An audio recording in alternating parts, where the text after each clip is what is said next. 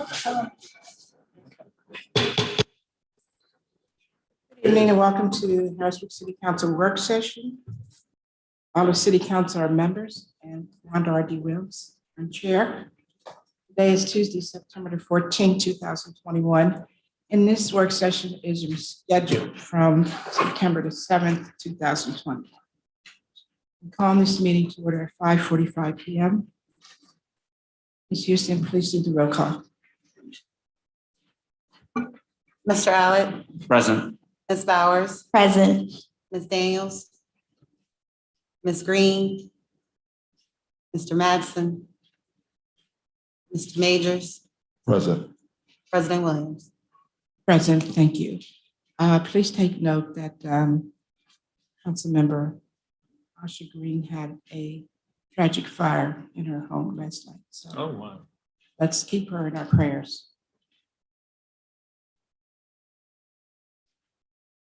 Before we begin tonight, I just want to take a moment to express my deepest gratitude to all who found so many ways to express your friendship, your love, your concern, cards, flowers, at the loss of my beloved mother, who also was a grandmother, she was an aunt, cousin, and most of all, my best friend. I'm truly, truly grateful to all of you for your prayers. And please know that my faith assures me that she will have eternal life. So I thank all of you. Now moving on to a presentation by the Susquehanna Area Regional Authority. Mr. Tim Edwards, would you please come to the front? President Williams, were you gonna let Charlie DeBruner go really quickly I'm so first? sorry, that's right. before- I apologize, Charlie. I apologize. Thank I you. forgot. I What was forgot, and I apologize. I'm sorry, Mr. Edwards, just hold tight for a minute. Mr. Bruner has somewhere to be tonight. So, Mr. Bruner, I would now do your presentation.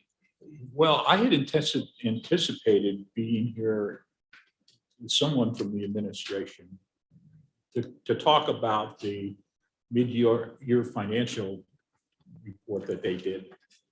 And that we were going to talk some of the ideas that we had about it, but they're not here, so we're just going to go forward with what we see. The one that the report was actually pretty good this year, and the numbers were all right. And remember, last year they weren't, so I think that's a real positive step. But the one thing I thought, there was a lot of verbiage about not hitting the budget numbers and expenses being lower and things like that, but there wasn't any analysis. So really, it wasn't any quantifying statement about what we think the year-end fund balance was going to be. So we did one.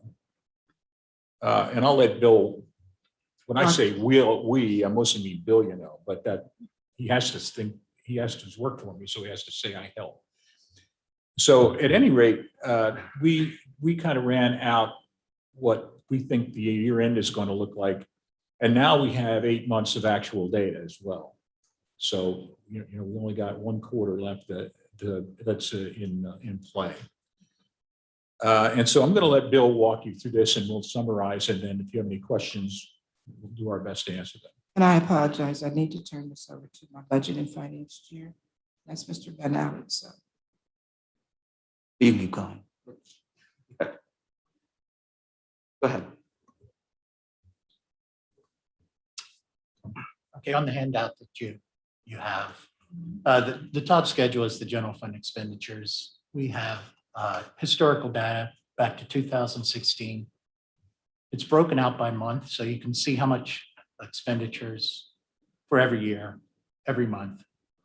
And all of this data is actual data except for what's in red, which would be September, October, November, and December of 2021.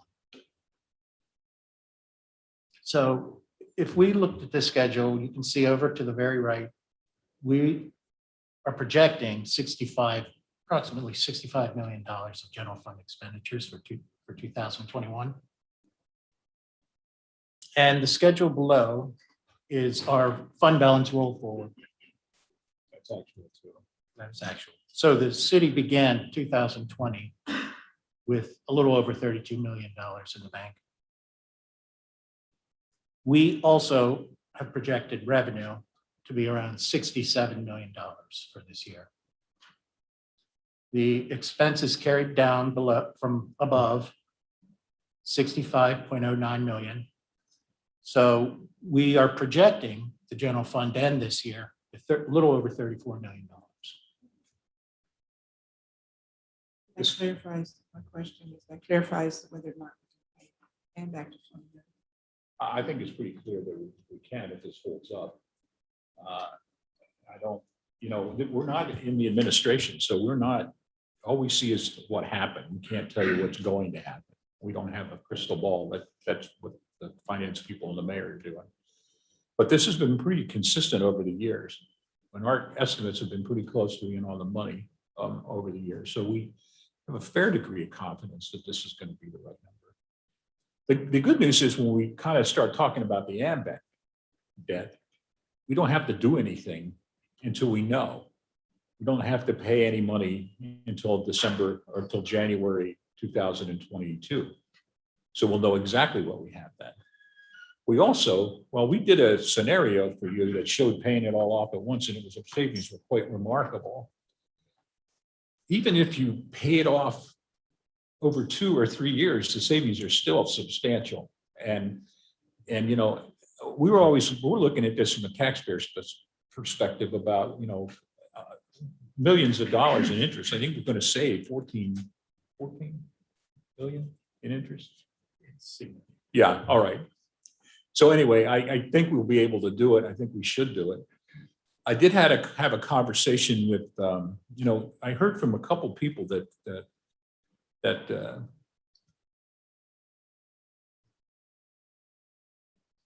Connolly, Dan Connolly said that our numbers were wrong in our spreadsheets.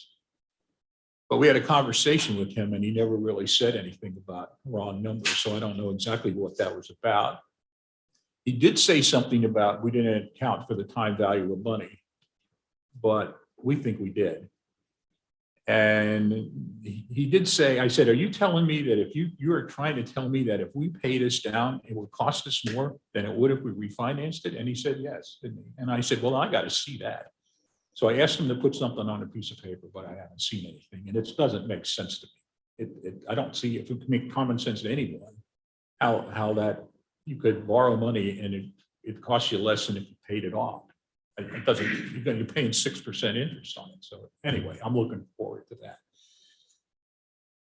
So I'd say you're running into 2022 in pretty good shape. Now, some of the cool things in the horizon are we're paying off that GEO bond this year, which is $8 million. Okay.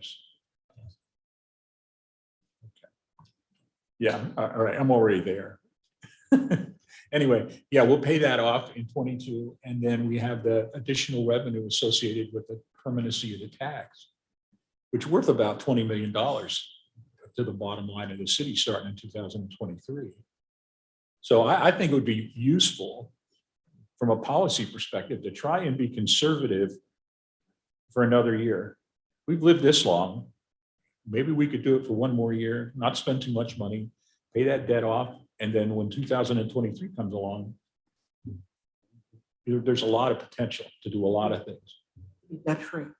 Debt-free, really debt-free. Like, And please let the public know that because we did not pay it off this year. Please let them know how much interest is paid. we're paying about $1.5 million a year in interest every year. We started talking about this in 2013, so that's 7 years ago. This was a real easy bite. It was around 20 million, 13 million in 2013. It was 13 billion, and now it is Like 24, Yeah. right? 26. so. And it's just been, this has been a tough for me to watch because I'm sitting here with this pile of money and it looks like we have this big fund balance, but it's borrowed. And I kept saying, if we don't have anything to do with this money, let's please pay it. And we just, once again, just pay something. And we never addressed any of this debt ever. And here we are now with this fairly large principal that we're going to have to deal with. So anyway, that would be I still maintain that that's the right way to do this, and we have the money to do it. And so that's it. Thanks, Do sir. you have any questions? I don't have any questions. I just want to kind of bring up that we've had this conversation going into summer hiatus. We brought it up at our last council meeting before we went on hiatus. I challenged administration, if there was any differences in numbers, please quantify it so we can understand exactly what we're looking at. I have not heard anything from the administration. I'd like to know from the administration where we're at in personnel expenditures for the year, because I know we've had many positions go unfilled and some resignations have left things vacant. As we know, we've typically overestimated year after year what we spend on personnel every year. So I've been looking for some clarification from the administration in terms of, where they're at, what these numbers look like. We've received none to date upon repeated request. Now I've heard through the press that the mayor has indicated that our number or our guesses are incorrect, but there was nothing qualified in those statements either. So I remain somewhat baffled and also relatively annoyed that the administration is not here tonight to discuss the mid-year budget report so we could get some answers on it. But I appreciate what you both have done, providing some historical perspective and analysis, because I think that does give us at least as close as we can potentially find ourselves to knowing where we'll be year end. And you're right, we only have a quarter left to go. So I don't have any questions, just kind of want to make that statement. I don't know if any of my colleagues have any questions for Charlie at this point. Yeah. Good afternoon, well, evening, excuse me. So you mentioned about hearing back from Dan Connolly with Marathon. Did he give you any estimate as to when you might hear back to see what those numbers are?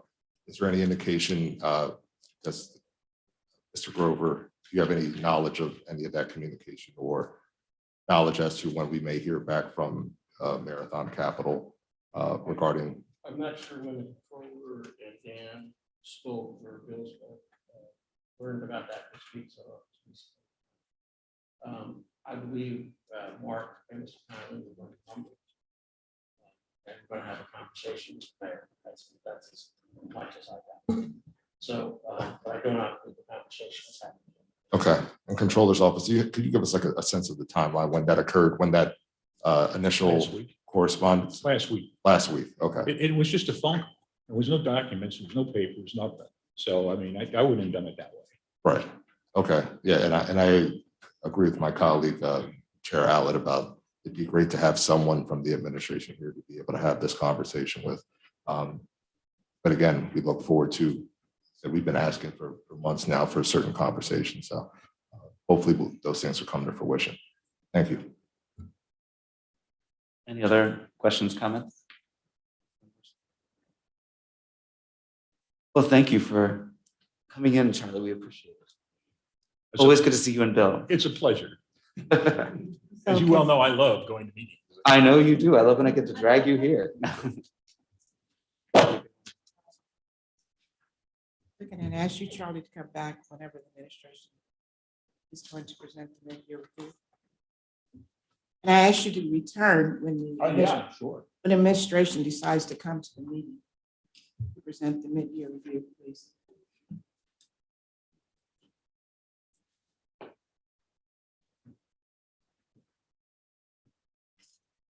Have a good evening. Okay, since we're still sitting in budget and finance, let's go ahead and look at resolution. You have a presentation? Hang on 1 second. Are we going to do the presentation for SAR first? And get them Yes, let's go back to that. That way people can check out when they need to. everything. Thank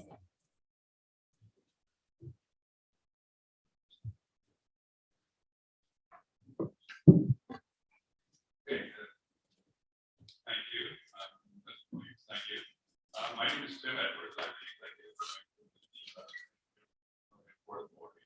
And the purpose of today is to brief the council on an update on the status of the airport answer any questions you may have. As you know, the city of Harrisburg is an appointed authority to Harrisburg International Airport Authority.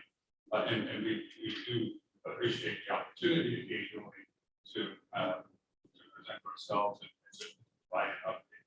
Before I start, I do want to mention that we have two members of the Airport Authority with us from the city of Harrisburg tonight. One is Mr. Brian Enterline, Fire Chief for the city of Harrisburg, and the other is Melville Wright, who was recently, I think, within the past 2 years, appointed to the Airport Authority. I also wanted to mention Mr. Jim Helsel, sitting in the back of the room, who is the authority chairman and representing Cumberland County. My responsibility for the slides. I was informed by Ms. Wright that this meeting, because we're not here to ask for money, we're here just to provide updates. So we're not here to ask for any money. To start with, the Airport Authority is a multi-municipal authority that manages and oversees the operations of Harrisburg International Airport. Hopefully, you've had a chance to utilize Harrisburg International for travel purposes, and 3 general aviation facilities in central Pennsylvania, that being Capital City Airport, Gettysburg Regional Airport, and Franklin County Regional Airport. Under the Municipal Authorities Act, the Airport Authority is an independent entity governed by a board of directors that includes Susquehanna County, Cumberland County, York County, City of Harrisburg, City of York, Fairview Township, Lower Chicago Township, and we have a total of 50 members on the Airport Authority board, so it's a fairly large board. Next, just a little bit of background on Harrisburg International itself. We offer 5 airlines serving the airport, including American, United, Delta, Allegiant Airlines, and Frontier, providing nonstop service to 15 destinations on a daily basis. Hundreds of basis points. Ideally, at Harrisburg, we have several flights to Gateway Hubs, which the Gateway Hub you can basically from Harrisburg, one stop to anywhere in the world. That includes Charlotte, Atlanta, Boston, Philadelphia, Chicago, and Dallas, Fort Worth. We also just recently announced a service on the Legion twice per week in December to Fort Lauderdale. That's a new destination for us that add to our destination. HIA is home to 60 companies, employing approximately 1,700 full and part-time employees. We handle 50,000 aircraft operations and operations either takeoff or landing, and serve more than 1.5 billion passengers. Now that was in 2019. That was a record year for the airport authority. We had 762,020 passengers as passenger boarding. Last year, 2020, was also a record year for the airport authority, as it was our worst year ever. We only played 320,000. It looks like this year we're trending for 470,000 planes, which will still be about 38% below the 2019 record level. Most significantly, since 2015, we've had more than $40 million invested in private companies on the HIA campus, particularly, and most importantly, was Fairfield and Suites, which opened in 2018, and has been fully operational, although this up considerably as well during 2020. HIA is part of the FedEx, UPS, DHL global air cargo network that accommodates more than 100 million pounds of air cargo. Each and every year. We do have a major cargo expansion project that will increase the cargo capacity by 30%, which I will explain a little bit more in the next slides. Some key facilities as it relates to Harrisburg International Airport. We want to point out the fact that Mr. Edwards, I'm sorry to interrupt you, but is your mic on? Because it's a bit, there's a button that says push. oh, that's a lot better. There you go. There we go. You want me to start over? I apologize for that. I didn't recognize. Some of the key facilities, as I was saying, the airport itself is only 750 acres. It's kind of wedged between the Susquehanna River and the Norfolk Southern and Amtrak Rail. And the aerial photo of the that's on the presentation around the monitor shows the area kind of just east of the terminal building where the cargo expansion is going to occur. It's a little hard to see from this angle, but we are home to the Pennsylvania 193rd, which is Air National Guard Wing, Special Operations Wing with the state of Pennsylvania, and several general aviation facilities, which includes our fixed-based operator, AvFlight. We have Select Medical, which recently built a new hangar, Rite Aid, which has recently sold their hangar, and Piedmont Airlines. I mentioned that we were not here to ask for money. I do want to reference the fact that Harrisburg International, the airport authority, is actually self-sufficient operationally. We have our own fire department, our own police department, our own water, wastewater treatment facility. We have our own engineering team, marketing team, IT team. We do our own grounds maintenance and building maintenance. So it's we try to maintain the operation as self-supporting as possible. We do receive federal funds from the Airport Improvement Program, which is part of the Aviation Trust Fund, which is funded by fees which are applied to tickets, airline tickets, airline or aviation fuel sales, and so forth. The next slide.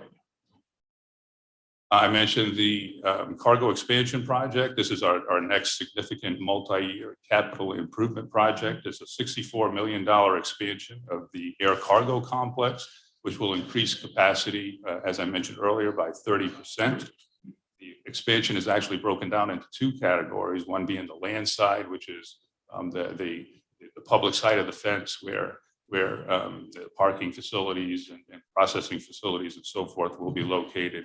The other being the air side, which is a more complex part of the project, which is where the aircraft operate on runways, taxiways, and aprons. We have successfully developed a funding strategy working with Delta Development for each component of the development plan, leveraging state and local funds to maximize our federal funding, including the Federal Aviation Administration, as I mentioned, U.S. Economic Development Administration, which we just were awarded, or it just has been announced that we will be receiving a $3.75 million grant for the reconfiguration of one of the roadways leading to the cargo area.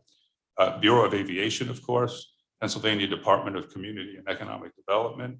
We do, of course, utilize our own funds for matching funds and private, and we do expect a private investment in cargo processing facilities once the apron is ready and constructed and ready to go. Local and regional impact of the cargo expansion project, and again, I'm talking about this because this is our next big project, and will actually have to be multi-year, multi-phase due to the complexity of the project. Will include more than $50 million in airside investment. It will generate 529 temporary construction jobs, create 354 new permanent jobs, and add an additional $23.2 million annually into the local economy, support more than $4.5 million in additional property taxes over a 20-year period, and generate over $49 million in landing fees we can surely use. Emergency operations initiatives, as I mentioned, we do have our requirement to provide aircraft rescue and firefighting, and we've received help from considerable help from several sources over the years, including Dauphin County through their local share grant program.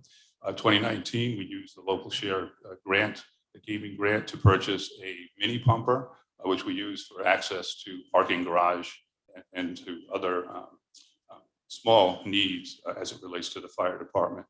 2020 aircraft rescue firefighting equipment retrofit. This was to modify the pumping capacity in our aircraft rescue firefighting vehicles. And this year we received a grant also through Dauphin County for the renovations to the fire station and to the living quarters for the firefighting team. Lastly, I just wanted to mention our general aviation airports. As I said, we have 3 of them. Starting with Capital City Airport. Capital City Airport has always been part of the Airport Authority. The Airport Authority was established in 1998 and they included Capital City Airport. They have annual operations of about half of what Harrisburg has, 24,500, although this year has been very good for Cap City. 20,000 operations through July, which is only 7 months into the year. And that's up 31% versus last year. A lot of that is as a result of aircraft or flight training activity at one of our 2 flight schools that are located at Capital City. It's an FAA designated reliever airport for Harrisburg International. It is the airport of choice for several state agencies, including the governor's office, the state police, and the office of the attorney general. Next, Gettysburg Regional Airport was acquired by the Airport Authority in 2006 using FAA funds. There was the threat that that airport may close. The FAA did not want to lose the aviation asset, so they asked the Airport Authority if we would be willing to take that responsibility on as the sponsor, and the Airport Authority agreed. Lastly, Franklin County Regional Airport, also acquired for the same reason in 2004, funding provided by the FAA. That is the update, hoping that there were questions. I do again thank you and apologize for the mic issue.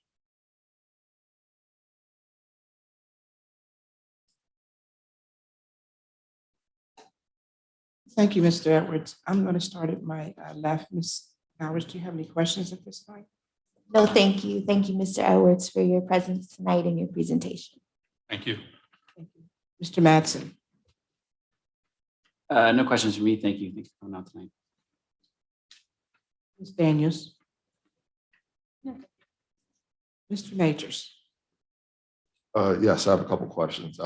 So for the cargo expansion project, do you have an estimated time to start that project? Yes, I do. Thank you. We had just received an award from the FAA through the Airport Improvement Program of $12.5 million. That project will begin, the airside portion of that project will begin in spring of 2022. Okay. And it'll be phased over 3 to 4 years, depending on how the funding is made available through the FAA and other sources. Okay. And then in terms of work, do you have any general contractor, or how's that project going to be managed? We've identified a construction manager and a project manager. The contractor, I believe, has been selected as well. I don't recall the name of who the contractor, but I think it's Kinsey. Okay. It's going to be the contractor for the project. If you can get us the name of the contract manager, the project manager, excuse me, and construction manager, that'd be helpful. That's a significant amount of money coming to our region. Want to ensure that there's going to be a lot of MBE and WBE outreach. If I remember correctly, back when there was construction of the airport, there was a large contingent of folks from disadvantaged and minority communities that wanted to be able to participate, and that was some point of contention at one point. So just want to make sure that there's an inclusion plan as you are looking forward to move this project forward, because one of the things we see is there's a lot of development in our region, but a lot of the work doesn't go to folks in the region, and particularly there are a lot of MB and WB contractors that would be available for work, but they need to at least be able to have the access to that work and know when those projects are coming. Yeah, and absolutely, we have a requirement per our grant assurances for participation for DBEs. Okay. Is there a percentage, or is it a goal, or is it a percentage of how much? It's a goal, and it's 9.11%. The 9.1% of 64 million. That is the federal, not 64 million is not the federal portion. 50 million was the federal portion. Okay, so 50 million is the federal portion, but the overall project is, you're still looking at about 64. Okay. Yes. All right. I guess in the same, well, that'd be great. So yeah, the more information you can provide to us about, if, when these jobs are going to be made available, or, the contracts could be let, so we can, help spread that amongst our networks of people, because we know a lot of people that are interested in this kind of work, but need to have opportunities. So we can have that dialogue between us, and we do have some members of city administration that sit on the board. So we keep that dialogue going. That'd be helpful. In terms of the firefighters, are those all paid, or are they volunteer in terms of how the fire operations go at the? No, they're all full-time employees. Okay. And I'll touch base with you and chiefs. I'm sure you have some knowledge of there, but anything we can do to maybe, work. One of the biggest issues I know in the fire service is recruitment and retention, and having folks that may be interested in, fire in the fire service. A lot of our companies around here are volunteer, but if we can, have some information as to if and when there are any recruitment efforts for that department, so we can try to get the word out as well, that'd be helpful.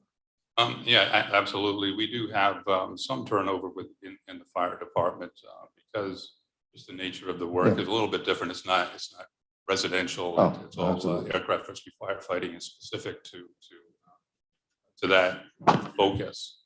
But I understand. Yeah, no, and I'll leave it there. But thank you for your presentation.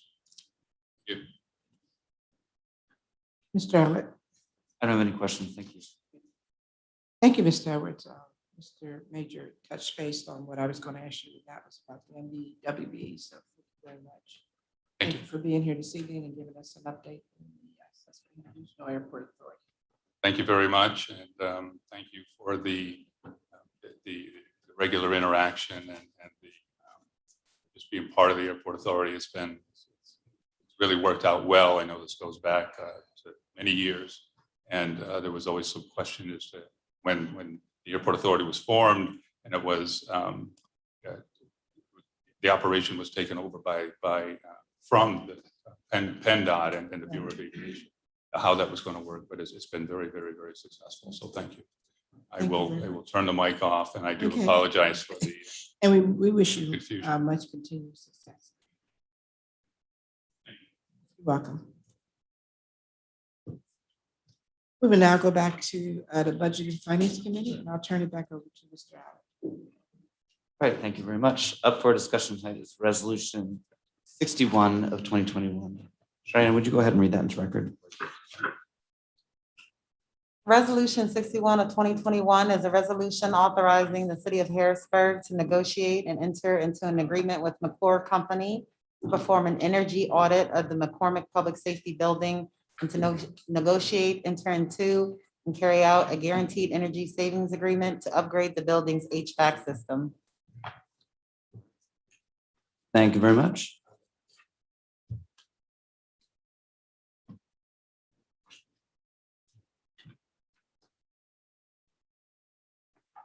I understand we have some time sensitivity to this. Who wants to begin? Just make sure, are you on? Good evening, council members. I'm Wayne Martin, city engineer, joined by Dave Baker, facility and parks recreation director. This is the third energy savings procurement process we have gone through. One was for the LED streetlight project. The second one was with Smart Watt. It was focused on this building, lighting upgrades, lighting controls, some equipment down in the IT room, IT air conditioning equipment. Now this one focuses on the 123 Walnut Police Building. It's I think by far the most ambitious project.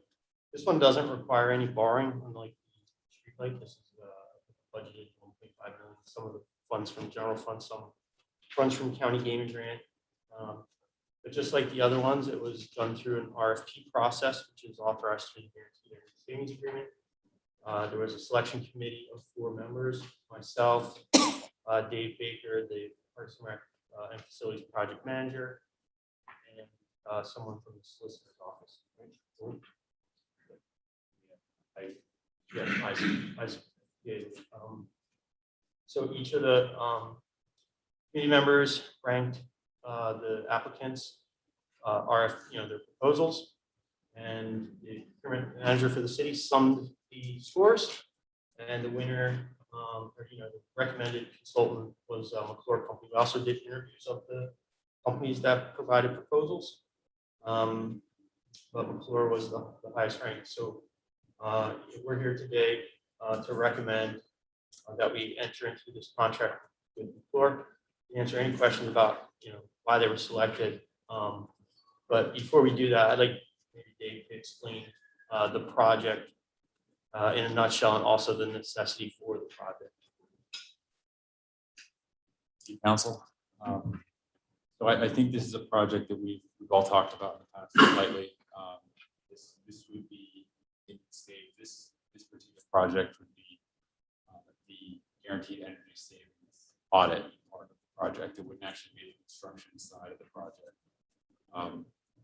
We'd like to award this company the audit side. That would entail, they would walk around the building, they take measurements, take readings. They basically set the standards and the amounts of electricity we're using currently, and go to next step of what they would recommend as far as replacement machinery to give us the most bang for our buck and longevity as far as install throughout the.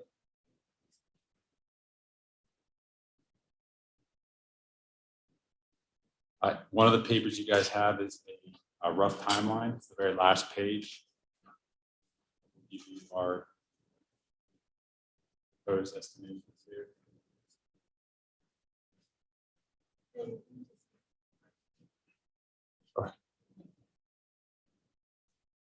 This is a fairly aggressive schedule, but we are kind of fighting against the elements here. We have to make sure that the building stays warm in the winter and semi-cool in the summer.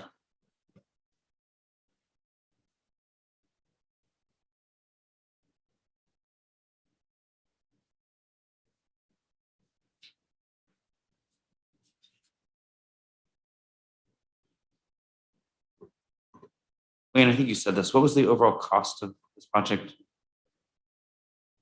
So we have the estimated cost originally is 1.5. That we have to warn you guys about is that was a rough estimation from roughly a year and a half ago. Until we have this commercial audit completed and they actually give us a written proposal, we do not know. I mean, prices are fluctuating drastically right now.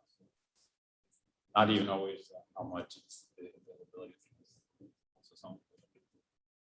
So why is it time sensitive? If you don't know what the cost is going to be. I think it's just to maintain current standards in the building, that heating and cooling. A lot of the equipment in that building is sold. We can't even buy parts for. So Dave actually goes home and welds pieces and brings them in, installs them. I mean, we're really on borrowed time with the systems that we're running in that building.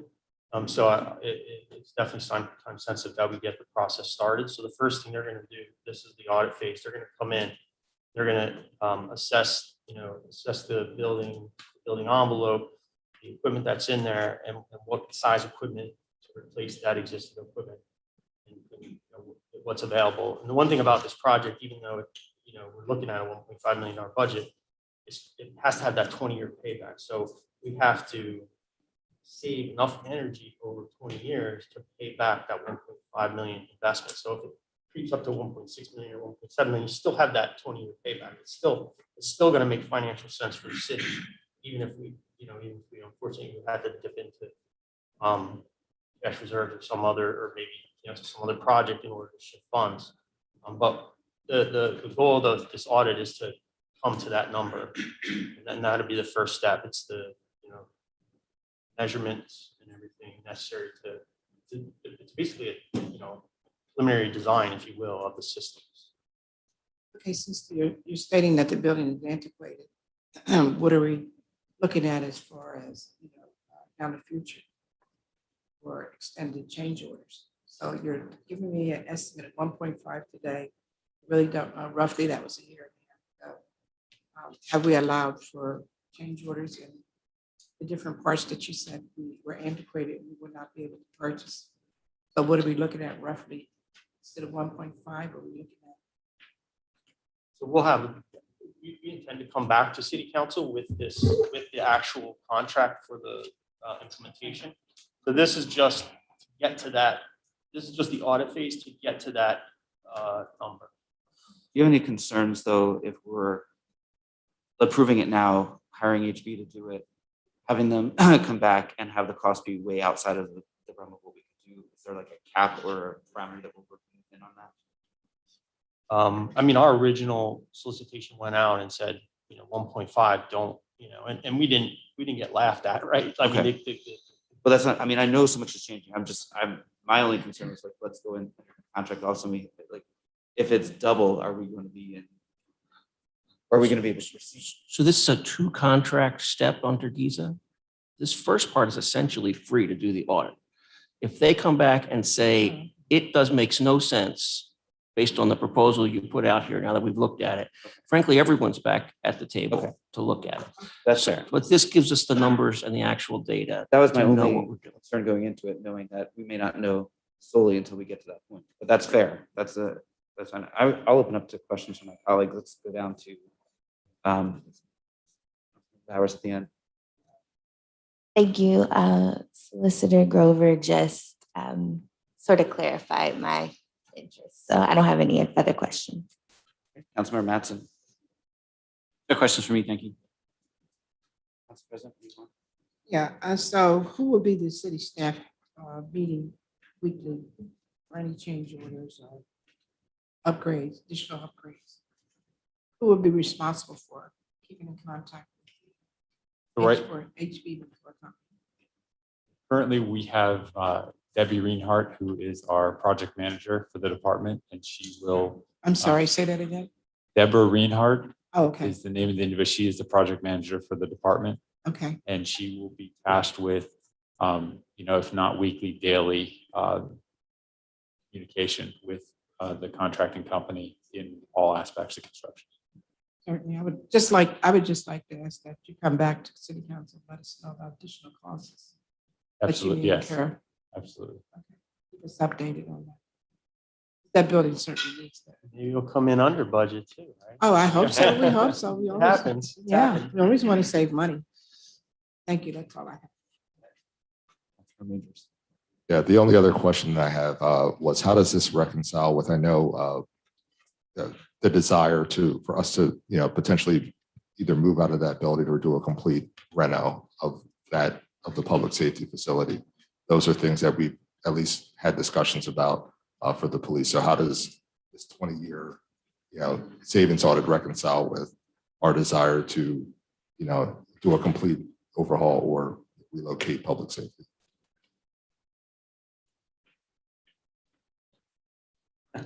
I'll attempt to answer that.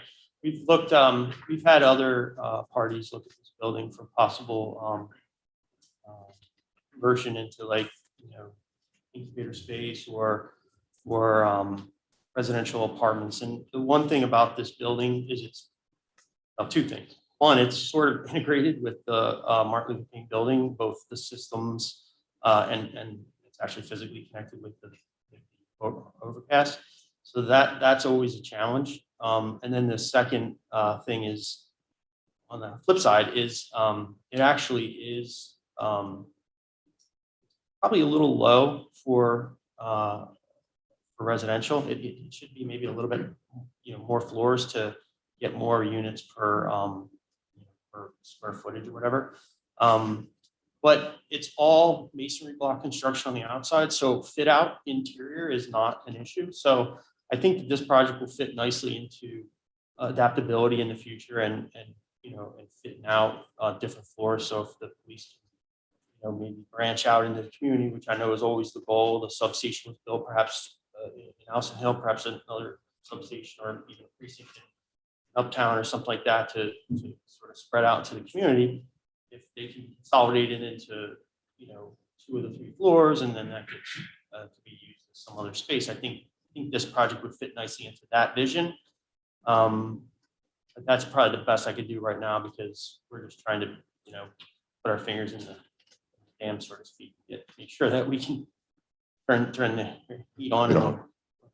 Okay, thank you. No further questions. Thank you. Councilmember Daniels. Sure. So in the standard contract that's attached as the D, there is some anticipation of covering expenses as a rate for the services for the audit.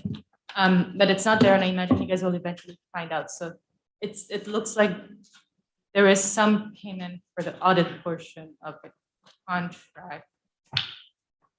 So we have emails from my office with the bidder clarifying that, and I just actually texted again with Isaac sitting here, because he is the one at point on this. So if you go to the dollar things, it says 0.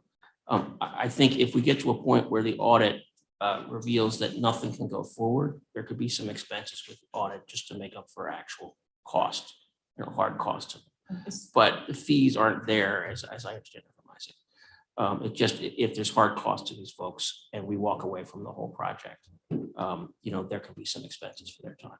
But essentially, this is built into the concept of the energy savings step 2 working because we spec'd it right on the front end, and the industry hasn't changed the other side. So the expected total value is estimated at 1.5. That includes audit and implementation. But if it turns out that implementation is impossible, there's going to be some cost. Some hard cost expense reimbursement. Historically, do you all have a sense of what the potential exposure is on that hard cost? But I don't know. I mean, we were comfortable with the 1.5 million. That wasn't just plucked out of the air. We actually did some research on it. We had some estimates on individual pieces of equipment, total dose. So the 1 point, we were comfortable, but right now it's just times are really changing.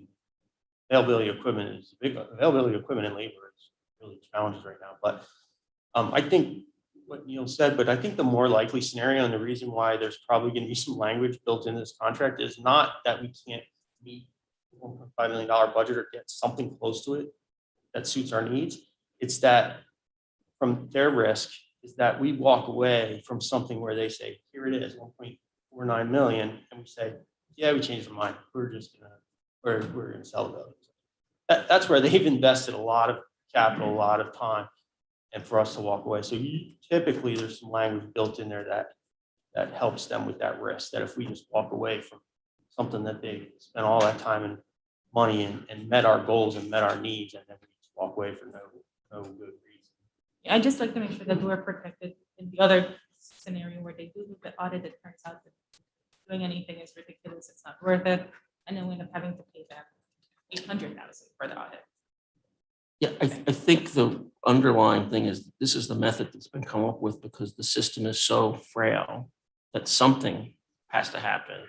And this is a less expensive way to taxpayers in the long run than just doing a cold, hard bid and replacing the whole system for the bill. Do I got that right? Yeah, I'm certain. I mean, I'm Right. fairly certain we could have our solicitor cap those losses in Right. some sort of, in the agreement, whatever it might be. I know this doesn't deal with that, but when the Yeah. contract comes up, I would like to see something. Right. So from our perspective, it's protected, but if you're looking for some other language, I will get other language to council through Isaac. I think that's it for me. Okay, thank you. I don't have any further questions, but we'll move this to our vote later this evening for legislative session. Thank you. Thank you, Mr. Ahmed. Now we move to Building and Housing Committee. And now we'll turn it over to Ms. Bowers. Thank you, President Williams. Welcome.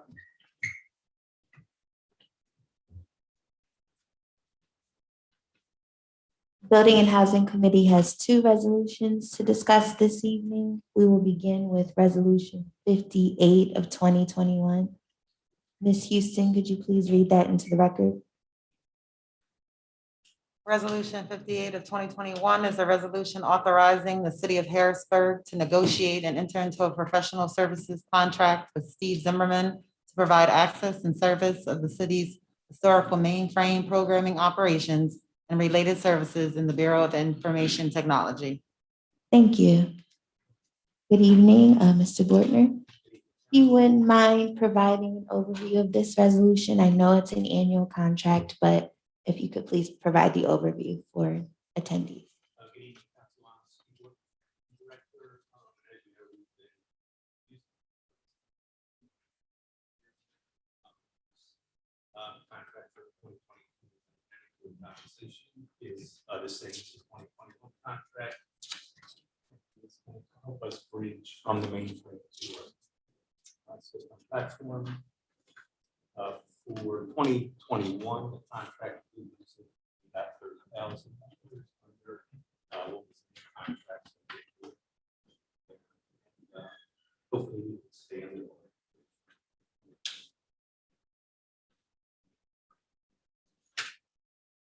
Thank you. I just have one question before I open the floor to my colleagues.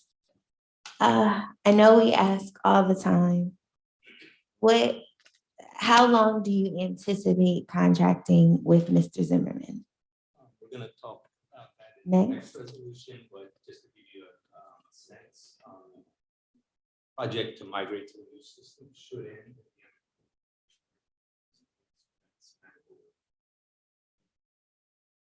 Thank you. This time I will open up the floor. Councilman Mattson, do you have any questions? Yeah, Councilman Bowers already asked the question. Thank you. President Williams, any questions? No, I don't. Thank you. Okay, thank you. Vice President Allen, any questions? None for me. Thank you. Councilman Majors, any questions? No, the two questions I have are already answered. Okay, thank you. Councilwoman Daniels, any questions? Okay. Thank you. I would ask that Resolution 58 of 2021 be moved to our legislative session agenda for a vote. Next, we have Resolution 63 of 2021. Ms. Houston, could you please read that into the record?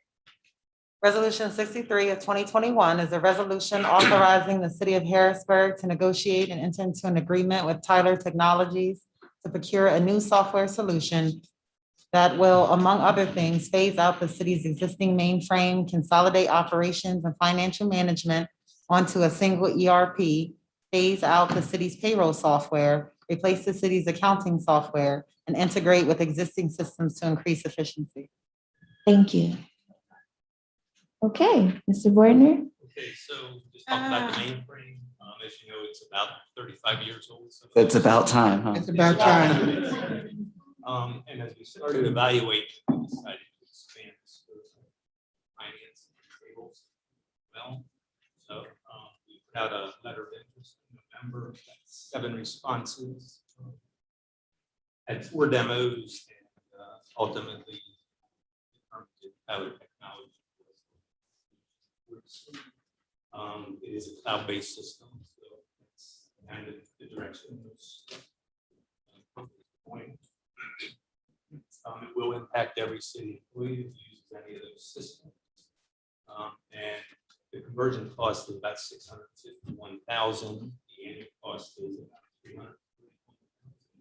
$341,000. But we're currently paying about $504,000 per year. It's a 6-phase project spread over 26 months. And what phases we have pretty much identified. So, with me tonight, Rick Quinn, Senior County.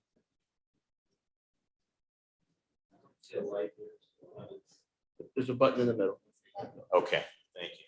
Well, good evening, President Williams and council members. Thank you very much for your time tonight. Again, my name is Terry Quinn from Tyler Technologies. We're talking a few days ago. My last time in this building was about 2.5 years ago when we came in for a presentation to the IT division. 2020 happened, so it's been a couple of years since we've been face to face. So glad to be back. We did respond obviously to the RFI and with great interest, and based on what you've learned from Steve, the staff, there's, I think definitely it's long overdue that the city has a problem that needs to be addressed. Just real quick background on Tyler Technologies. For those that may not be familiar with the company, we are a 100% public sector software provider. We're actually the largest US software developer that exclusively serves the public sector. Across the country, we have over 12,000 clients using various software products ranging from what we've proposed here, which are ERP and civic services software, to court and justice systems, public safety. Many of the counties in Pennsylvania use our public safety solutions, 911, configurated dispatch, those types of things. And state of Pennsylvania uses Tyler's products for open data. The Open Data Project is founded on our Socrata system. So for people looking for publicly available information, retrieved directly from the state websites. Here in Pennsylvania, we serve over 100 entities, cities, boroughs, townships, school districts, and of course counties. In the eastern or east central part of the state, the city of Lancaster, it's probably a similar size population to Harrisburg city. We also serve the Harrisburg City School District as well as the Pittsburgh School District. We're implementing currently York County, Pennsylvania, and the city of Reading is the most recent client that's joined us. With a similar configuration, they're moving to the cloud and trying to integrate multiple disparate legacy systems into a single solution. So I don't want to take up a lot of your time. You have a lot on the agenda, but I think one thing that struck me in discussions prior to this agenda item was that it sounds like you're seeking access to information, certainly from a council level and executive level down on a real-time basis. And Tyler can help you with that. One of the things that you'll find, we always want to give a carrot to people that are considering this big conversion, but having accessibility to executive dashboards and council dashboards that will show you on demand, where are we on those labor expenses? What are our fund balances? What are our cash balances in our treasury? Have real-time information. I think it's very, very powerful, and it's achievable. So those will be some of our goals, but I'll wrap it up there and be happy to address any questions you might have. Thank you. Thank you, Mr. Quinn, for joining us this evening and for sharing a little bit about Tyler. I just had a question clarifying the term of this contract. So we will not be fully migrated off of the mainframe until the end of 2023. So this is when this contract will begin for 3 years? Once we start, then we'll start first phase, we'll get rid of our finance system. Okay, And the second phase will get rid of our people system. okay, And the personnel system. And all the systems. We'll have migrated. Okay, thank you for clarifying. Okay, I'll begin with Councilwoman Daniels. Do you have any questions? Okay, thank you. Councilman Majors. Thank you. So the only, well, I guess one of the questions I have is, does your company handle any, remittance of payments as well? So I understand a lot of the work that you're going to be doing in terms of, and I'm glad to Steve and everyone that to finally transition off of this mainframe into this, but, we have other offices that we're looking to try to make sure that we have improved access to, either online payments and things of that nature. Is that something as well that the company can do? Yes, good question. So that absolutely is part of our proposal to provide citizen online payments. So anything ranging from when you want to re-register your dog to if you operate a hotel or a restaurant and you're paying revenue-based business tax, renewals of licenses, building permits, those types of things. Your citizens will be able to do right on your website. Okay. And then is this a completely proprietary system, or what are you using in terms of your for your cloud platform, or was it Amazon Web Services?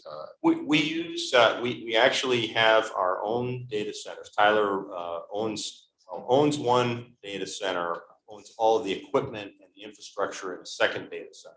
The one in Maine, Portland, Maine, one of our major facilities is completely Tyler owned and operated. The second location is in Dallas, Texas, and both are co-located, so there's automated failover from one location to another if the need arises. We've also recently partnership with Amazon Web Services now for a third level of failover, or potentially for some cities that want to have their architecture hosted right in AWS infrastructure. Okay. All right. Thank you. Yeah. And I think I just get concerned if we're looking at a completely proprietary service that, we've been down that road before, and, we're, 35 years into a mainframe that is, hopefully we're finally transitioning off of in the next couple of years. So good to know that there's, a numerous, fail safes. And then should we ever, have to terminate a contract, that at least all that information is portable to other, other infrastructure. That's right. And the underlying databases are all SQL servers. So that's probably the most commonly used database. Okay. All right. Perfect. Thank you. No further questions. Thank you. Vice President Allen, any questions? Sure, just building a little bit on that too, and believe me, I'm very glad for us to get off the mainframe.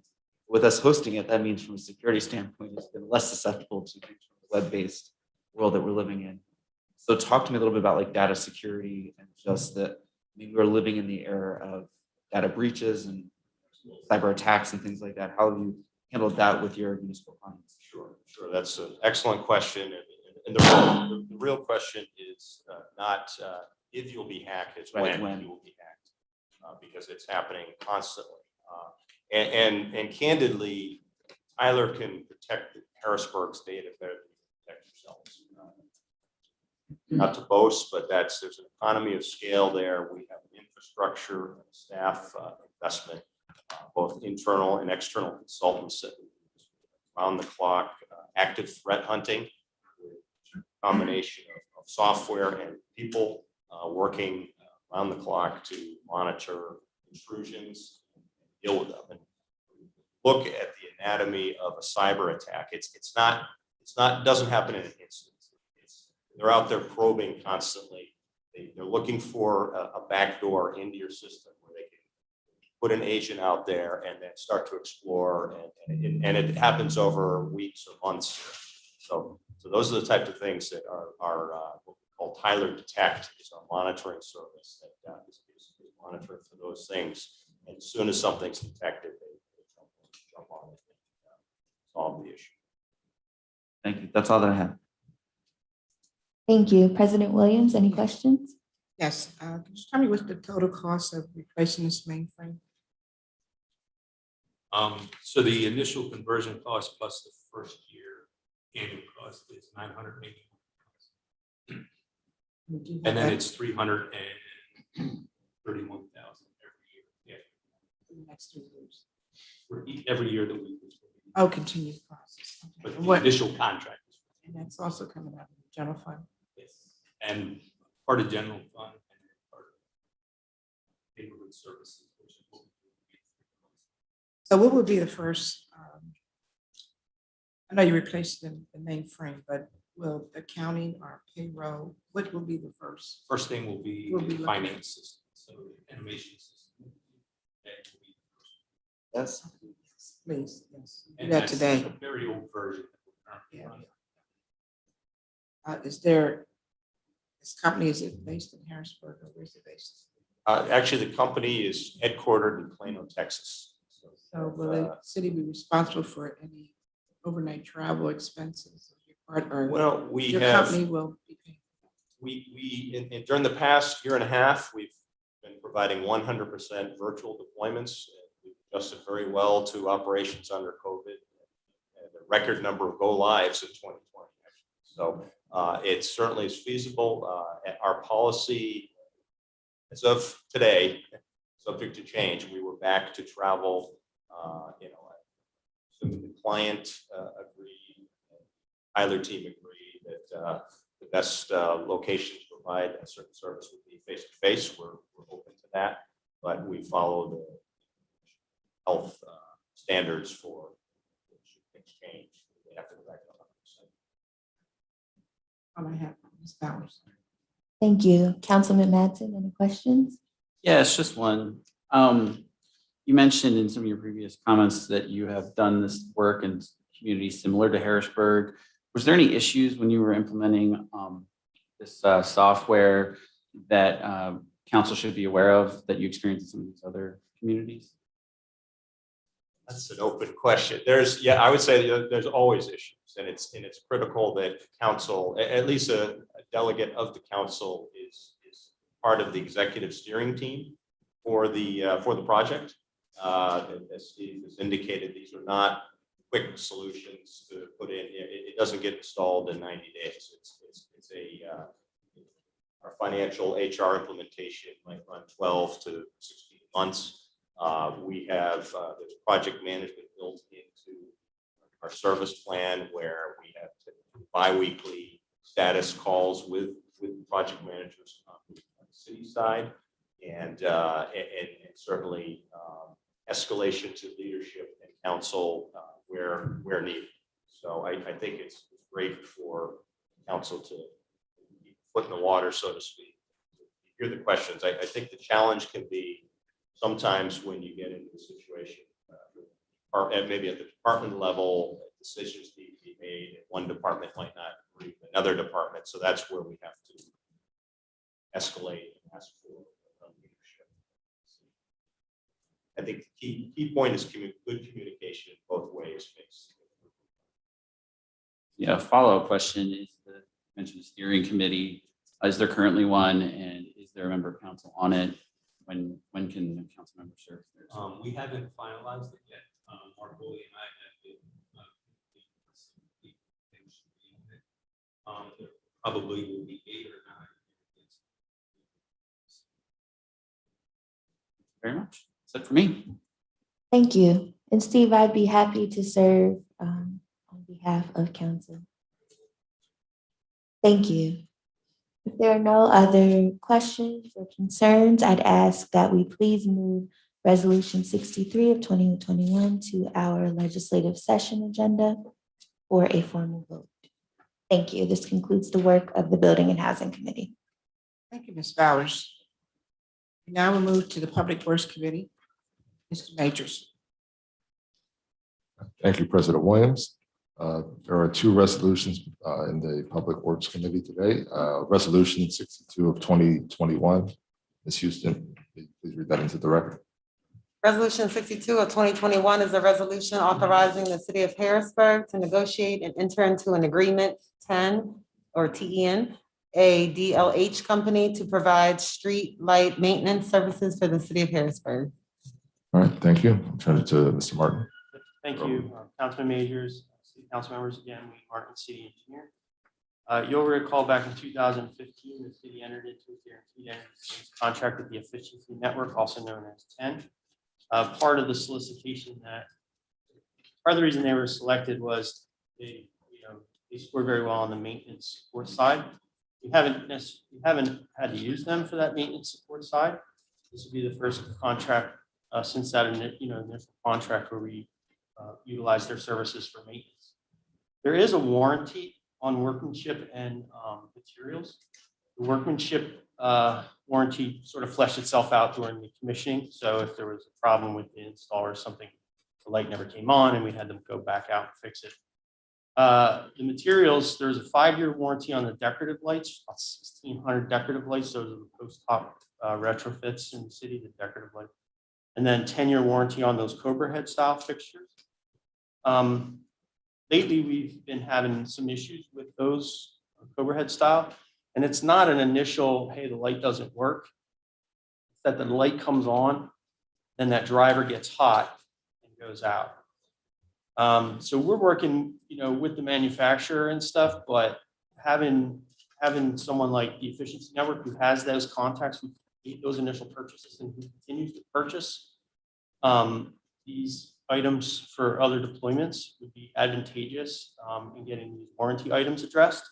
But not only is that, you know, the reason we're entering into this contract, but we have, or asking council that we enter into this contract. There's a number of issues going on throughout the city. Some are underground issues, which we don't have the capacity to address. Some are PPL related issues, right? The first thing, we're to turn a street light on, the first thing we got to do is get energy to the pole. And there's a lot of projects going on in the city. You know, federal courthouse, which is requiring all new rewiring of overhead wires on McClay Street. And you have State Archives building, similar. And all these construction projects change the way distributes power. Sometimes we, you know, our streetlights just quite frankly get overlooked. And we lack the skill set in-house. I shouldn't say we lack the skill set, we lack the numbers of personnel necessary to sort of troubleshoot these issues. And then finally, we have the Verizon deployment, which added another level of, you know, 100 plus 5G sites, which also serve as streetlights, which, you know, have replaced the existing PPL accounts. They don't connect to our streetlight system. So all that said is we need some help in getting our streetlights to where we expect them to be, which is, you know, well over 99%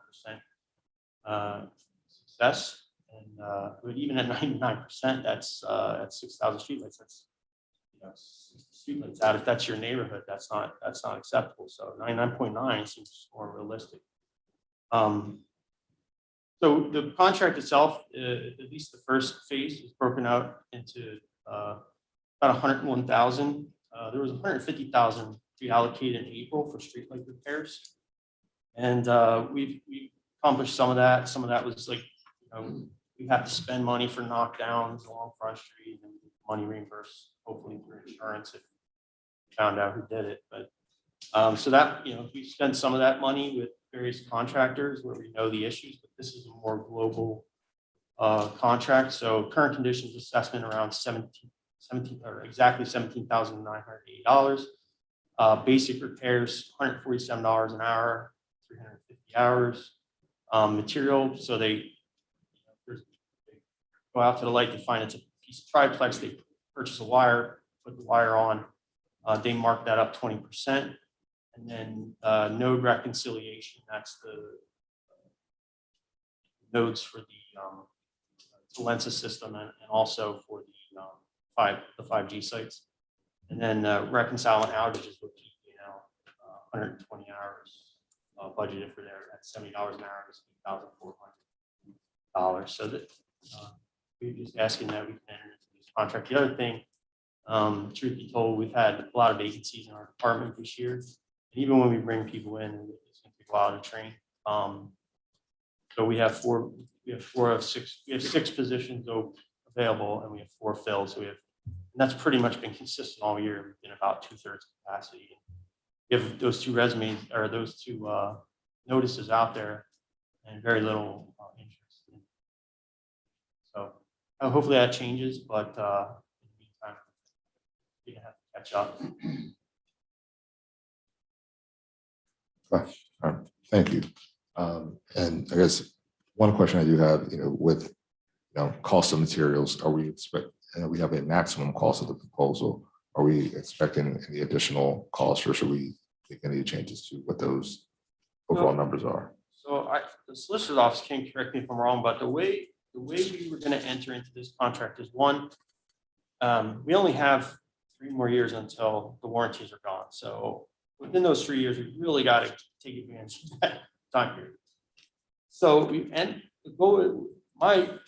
my request is to enter in this contract with the efficiency network, and then every year we would budget. So this year we allocated 150, down to about 103,000 right now to contract with other repair companies to get, you know, concrete done, stuff like that. And then enter into a contract for this, you know, a maintenance contract with efficiency network for $103,430, and 20,000 of that is budgeted, you know, within our requisition, within our purchase order, is for materials.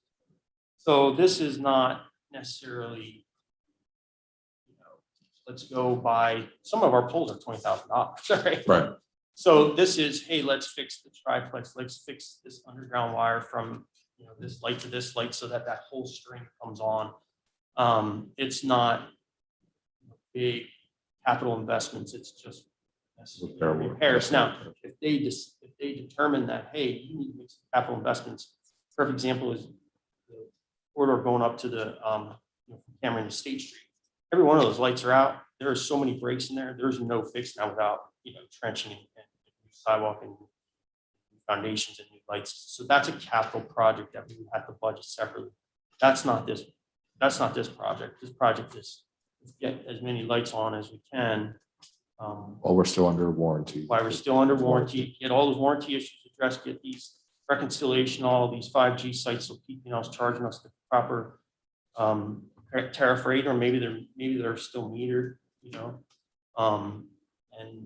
let's get power to these lights on those areas where people has made changes and maybe the street lights got overlooked in that transition connection.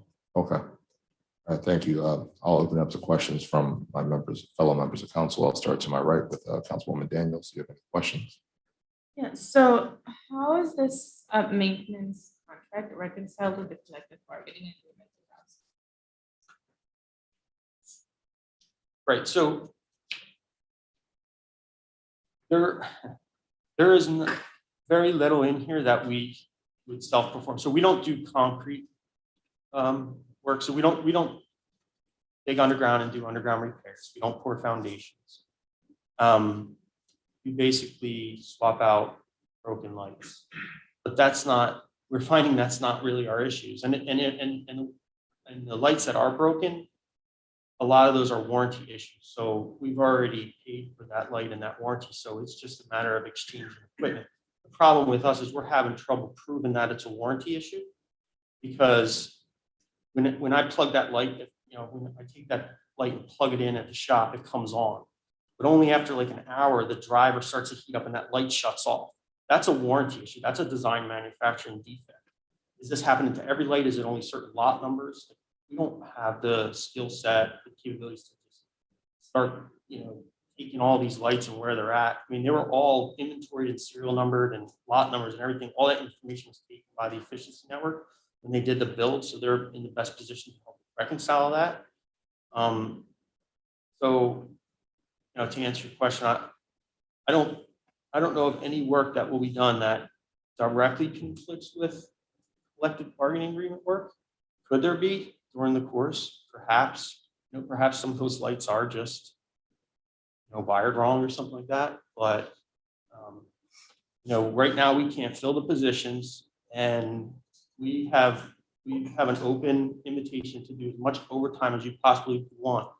And it's not being, they're just strung out. I mean, we're doing, weekend events and floods. So Another way can't to, possibly work. I think, to put it is, it could conflict with the face of some language in the collective bargaining agreement. But those are the issues that we every month bring to the labor management meeting. When something happens where there's things that theoretically would be, if we had unlimited union labor, they might do, we try to get a pre-discussion going that has to happen. Wayne brings there, the mayor brings there, Mark brings there, to have that discussion in that setting on what work is there and whether it crosses over or not. Just like we've approved, I think, some of the tree contracts, because there's so many more tree work to be done, sometimes related to light, sometimes not, and we possibly have crews and money to do in it. And, some of them can't wait. But it is a discussion. It doesn't just happen in a vacuum. It happens in a discussion. So in labor management.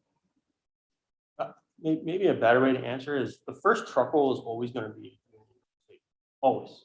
It's the ones that they can't fix where we need assistance. I think that does my main question. Thank you. Vice President Allen. I don't know that I have any questions right now.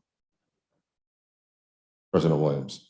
Anyway, so how enter into an agreement with this company is going to change the aspects of being able to reach someone when some of the street lights are going out. My concern is that when the street lights go out, we have several weeks before anyone gets to them and replaced, especially in areas where it's no lights at all. And it increases your safety. So who do they call? Oh, no. Will they have a direct number to call this company? No, the streetlights outages will still run through the city, citizen complaints. But keep in mind that I think probably 4,200, 4,300 of our lights are on a system that can report faults. And that system, as good as it is, has some bugs in it that need to be worked out. And that's part of this contract, is to work out that bug. So we can self-assess daily faults and be better responsive to, especially the areas where streetlight outages don't get reported, right? Where maybe there's language barriers or something like that, where, look, it's in this city, as everywhere else, this squeaky wheel gets the grease. So the ones that complain the most get their streetlights fixed. Sometimes they do end up getting moved to the, I higher just priority, but I just like to see more efficiency as far as replacing those lights. When they go out.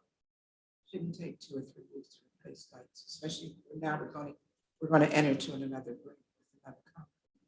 And another concern of mine is these Telensa lights, they're not bright. Some areas they're not bright at all. So you're not, the visibility is really bad. So is there any way we can increase the wattage in some areas, especially where there's high crime? yeah, so that's a good question. When we did the project, we did a 1-for-1 swap of all the lights. So we took the lumen output of the existing street light and substituted an equivalent LED lumen output. So we lowered the wattage, either bettered or either improved or maintained the lumen output. Now, technology over the last 6 years has improved so much that the 92 watts that we have out in the city, lumen output are now being accomplished with 73-watt fixtures. And, it goes down the line, the 50s and stuff. So, it's quite possible as we start replacing lights that just by the nature of, if we're buying 92 watts and we're putting them up, they're going to have more lumen output than the current 92s. We just have to be careful. I think the best way to address that would be to look at individual corridors and do it on a corridor, like a roadway safety audit. For like State Street, we improved the lumen output since the LED project because we did determine that wasn't adequate. And same thing with like 7th Street and 2nd Street during those projects. So I still think the best way to do improvements, and not saying we couldn't do an intersection here and an intersection there, but it's like on a corridor level. But we can certainly look if there's themes on lack of lighting in a certain area. Definitely look at that. Those companies out of Pittsburgh, right? Correct. Will they have a satellite office here in Harrisburg to address the concerns that we have? So the fishing network is actually, I don't know if it's subsidiaries or where, but they're related to Clean Energy, who's a public utility out in Pittsburgh. They don't have I don't believe they have a satellite office out here. They have contracts with the Commonwealth of Pennsylvania. Contracts probably expire by now with Dauphin County. They did there, so they always seem to have a presence in Harrisburg. I think they had a contract with the Housing Authority and maybe the school district. But most of the repair work will be done by subs. They don't self-perform physical repair work. So there will be subcontractors. And that's, one of the next questions we're going to be about just managed business enterprises. So that's where there's going to be opportunities. If we need trenching work, who's the local excavator? Concrete work necessary, who's the local, for foundation board, who's the local electrician that will address the electrical needs. So the assessment part is probably going to be, done in the field, doing assessments and measurements and things like that. But and the contacts with PP&L and the contacts with the suppliers and things like that. But the actual physical labor will not be done by the fish network. That will have to be subbed out Just as long as we have someone, residents have a problem that they can contact. So we need to make that available to them. It will still be, They'll be sorry. it'll still be the city of Harrisburg. Well, can you make that information available to them? Quite a few residents don't know who to call when lights go out in the city of Harrisburg. So if we can maybe put that on our website. If we don't have it on there, maybe put another contact beside yourself if you're not available. It's always 311's the best because there's a good record and follow up on that. Thank you. That's all I have. Thank you. Councilman Mattson No questions for me. and Councilwoman Bowers, any questions? Thank you. I just had one question regarding the term of the agreement. So I see that this agreement would be for 1 year, but it is subject to extension by mutual written consent of the parties. So I just wanted to ensure that it was for 1 year. All right, so that's the way the agreement is written, and that sort of depends on how successful we are in year one. I figured that's why I wanted to ask. I think it's prudent that we have the ability to extend it throughout the warranty period, which would be, a check, I think our commission was in 2016, so 10 years. That would be 26, so it would be prudent if we had the ability to extend it out to the expiration of the warranty of the last equipment. But it's going to depend on how much council budget. This is just going to come out of, engineering, traffic and engineering, street light maintenance budget, which, the budget is pretty low, it's $20,000, mostly underground repairs, knockdowns, things like that. But this year, for the first time, we just inundated with legacy lighting issues, and we reallocated. It was actually a reallocation of 150, where we really need to get some of these lights fixed that we use. Thank you. Thank you. Seeing no further questions, last thing, is there any time sensitivity to this? We want to get this done. The lights, I guess. Yeah. All right, so we'll get it done. Thank All you. right. Seeing none here, no further questions, we will add resolution 62 to the agenda for today. Next resolution, thank you, Wayne, is resolution 64 of 2021. And Ms. Houston, could you read that into the record? Resolution 64, 2021 is a resolution authorizing the city of Harrisburg to negotiate and enter into an intergovernmental cooperation agreement with the township of Swatera for the purpose of allowing the city to use a compost facility owned and operated by the township of Swatera. Thank you. We're going to start with Director West or Chris, who's going to take the lead here. All right, Chris. Thank you. Yeah, this is the continuation of a process that was started in the beginning of 2020, where Swatara Township had a meeting with all of the municipalities that are currently utilizing their compost facility, because they were in the process of replacing several of the larger pieces of equipment, the more expensive pieces for operating the facility, and wanted to change the terms of the agreements that they had, basically to get funding from all the municipalities that were taking material there. Initially, they had given us a rate of, I believe it was approximately $3,000 for 2020 after they had done their own internal calculation. And they had gone back after the fact and basically said that they had missed a number of expenses that they wanted to include within that calculation. And the number they came back to us with for 2021 was $94,000. Then Director West, at the time, Director Johnson, and myself worked with them to negotiate that down to $50,000 with the agreement that we would take trees, larger branches of woody waste to Ziegler Brothers in Middletown, and then only take over to our township composting facility. Okay. Is there anything else you want to add, Mr. West, or Dave? All of our yard waste, they would take outside of that. They take it for free. Okay. Yeah, sorry, I meant to add, the Ziegler Brothers is a mulch company, so they actually need things like woody waste and logs and trees as a feedstock for the product that they produce. Okay. That's what they take it for free. Okay. And then the new negotiated rate, is that something that all the other townships that are feeding into Wateras are paying, or is it that rate just exclusively for St. Harrisburg based upon volume? They based it on volume, like they had done a calculation of the amount of material that they were receiving from each municipality and determined the rate that they were looking to charge to each municipality based on the amount of material that was being sent. That's part of how we worked out the deal to get down to 50,000, because we're saying if we can convert this much of the material, then we should bring ourselves down some volume that we're sending to that facility. Okay. And then in terms of, well, the Ziegler Brothers piece is new to me. So in terms of that piece, is that a MOU, any agreement? Is there anything written on that piece, or is that just how was that agreement reached? There wasn't any sort of official MOU. They basically agreed to take the material from us for free. Okay.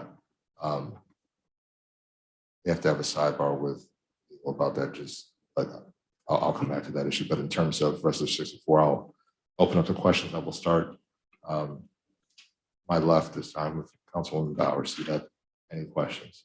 I don't have any questions. Thank you, gentlemen. Madsen? Should ask this question. Go ahead. You might. Bit of a sore subject I that might know time. what it is. But are we looking at potentially having our own compost facility within the city? And where would that be? If we did? Well, We are still in the litigation over the school district's facility that's in 2 courts right now. Okay. Thank you.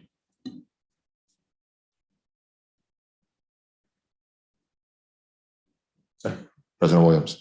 I don't have any questions. Mr. Allen? This agreement, does it require Soterra to add or do anything new to facilities? Like, are we going to face any public pushback from Soterra, from their community for doing this? No, we signed it. Okay, fair enough. This is existing. This is Right, changing. nothing Yeah, changed. nothing's Okay. changing in yeah, terms the of only thing that changed is the rate. rate. All right. Councilwoman Daniels? Yes.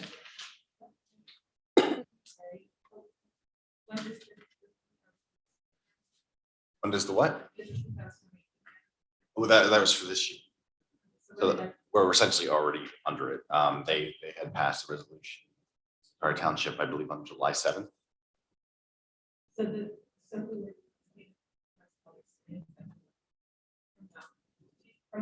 It would be like once it's completed by both municipalities, then they would be doing The effective date is January 1 of 2021. Essentially, they're taking our stuff without us paying for it. And the agreement, they were forced to formalize intergovernmental agreements like we were. And it used to be a much more loosey-goosey arrangement. So that's for this whole year. And this is identical to what you voted on previously, except for the dollar amount. And that was the beginning of them being forced to sort of have to formalize the process for intergovernmental agreements. And that satisfies, I think, their applications with DEP money and other monies to run the facility. So because they didn't have it all formalized, it seemed to be hindering their ability to move forward. So they've gone to all the municipalities that go there. And it's supposedly an identical agreement across the board.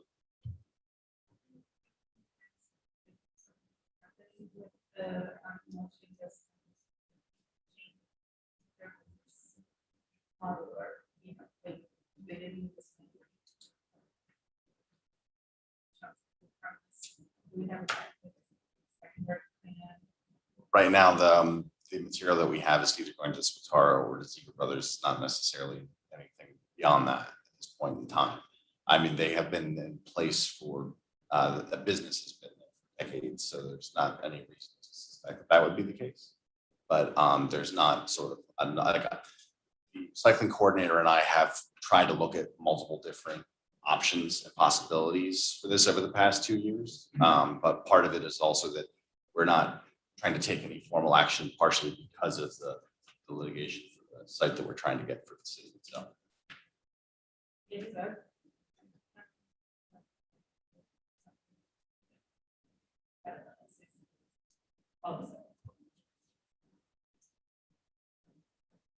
we'll be able to deal with other, budget with other facilities if possible. For now, because League Brothers, other entities like Harrisburg Gardens, we used to our trees to that are smaller. So they pretty much get full, right? They'll take some, we'll get by with some, we'll have to resort to other resources.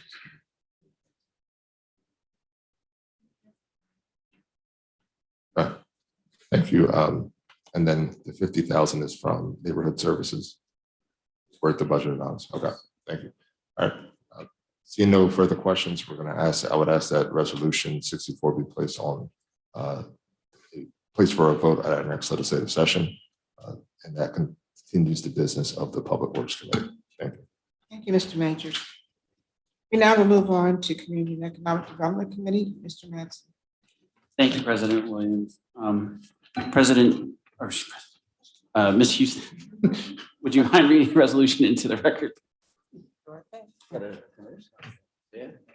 Resolution 60 of 2021 is a resolution approving a preliminary final land development plan to construct a 49-unit multifamily dwelling affordable housing project on 5 parcels located at 1008 and 1012 North 6th Street and 429 and 441 Hurst Street. On behalf of the administration, we'll be discussing the resolution. Yes, good evening. Dave Clapsaddle, Deputy Director of the Planning Bureau. Happy to be here before you this evening. This is approximately. You certainly woke us up. Yeah, loud and clear. Thank you. But before we get into the presentation, I'd just like to get the applicant's name for the record.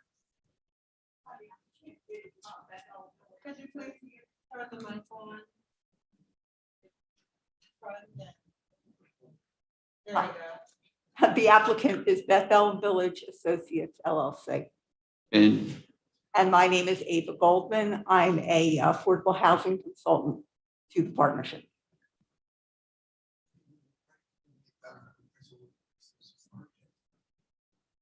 thank you.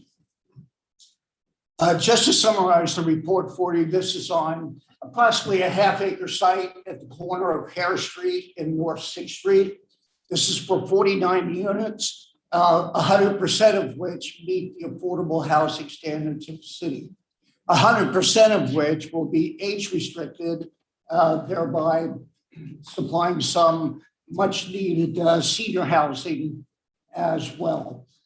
This comes with a unanimous recommendation of approval by the Planning Commission and staff. That's about it that I had, and happy to answer any questions that you might have as we go forward. The applicant have anything they'd like to add? Yes, thank you, council members, for your consideration of our land development plan this evening. We much appreciate it. As was explained, this is a 49-unit development, age restricted, 100% affordable. The developers of the community are the Harrisburg Housing Authority, RB Development, which is a minority MBE development firm, both of whose principals are here tonight, and Gardner Capital, which is a St. Louis-based developer with over 25 years of successful experience in developing and operating affordable housing. We've been through a whole series of municipal land use approvals, including the planning board, CARB, the zoning board. When we went to the zoning board, we recognized that because of the constraints of the site, that we can only provide so much on-site parking. So we took the initiative and we contacted several of the parking lot owners who were nearby the site. And we received 2 letters from parking lot owners saying that they are willing to lease spaces to us to expand the number of parking spaces that are available. So the zoning board approved a request for a special use exception and zoning variances. And one of their conditions was that by the time we received certificates of occupancy, that we would have a lease in place for at least 15 off-site parking spaces. I understand that there may be some concerns about the lighting between those parking lots and our building. And so we went ahead and Benedict Dobbs, who was with Murray Architects, was kind enough to, over the past 24 hours or so, to take a series of photographs, both at nighttime and during the day, of what that access looks like and what the lighting looks like. And with your indulgence, we'd like to share that with you this evening.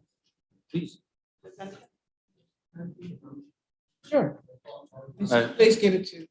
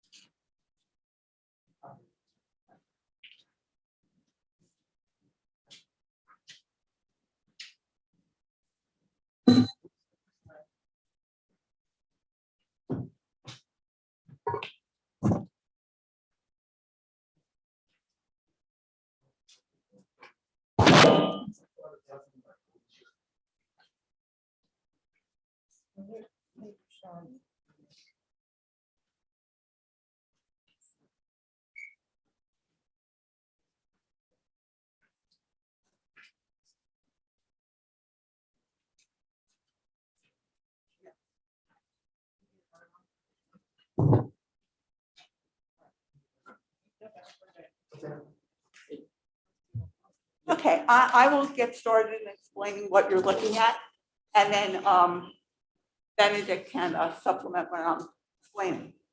If you can turn to the third page, I think that's helpful in terms of orienting us to the site. Bethel Village itself, if you look at on the third page, you can see it says view 3 and view 4, and there's a parking lot between those. That parking lot is the site of Bethel Village. That's where we're proposing to build 49 units. If you look at the bottom right-hand side of the site, below where you see view 5 is at 6 and Bose. If you look at the parking lot, it's immediately across the street from there. It's in front of the Mission Church. That is what we call the DGS parking lot. That is a parking lot that's owned by the state. We have a letter from the state indicating they are willing to lease parking spaces to us. Maybe I'm not following, excuse me. View 5, that's Messiah Lutheran Church. Looking towards Messiah, right? And then, pardon me, you're saying that view 4 is what? Between view 3 and view 4, you see there's a parking lot. What parking lot is that? That's Bethel Village. It's currently, that's the site. Oh, yeah, but it's not a parking lot. That's Oh, what no. you're proposing No, to I'm say. sorry. I didn't mean to. Oh, okay, confuse because things. I want to understand what you're saying. I'm sorry. It's currently a parking lot. Hopefully. in the I want to future, follow it'll you. be I a- want to follow you. Hopefully in the future will be a housing Okay. development. Okay. Now, so the DGS parking lot, the one that's in front of the Mission Church, is basically at the same level, the same elevation as our building. And if you turn to page 6, shows the night view.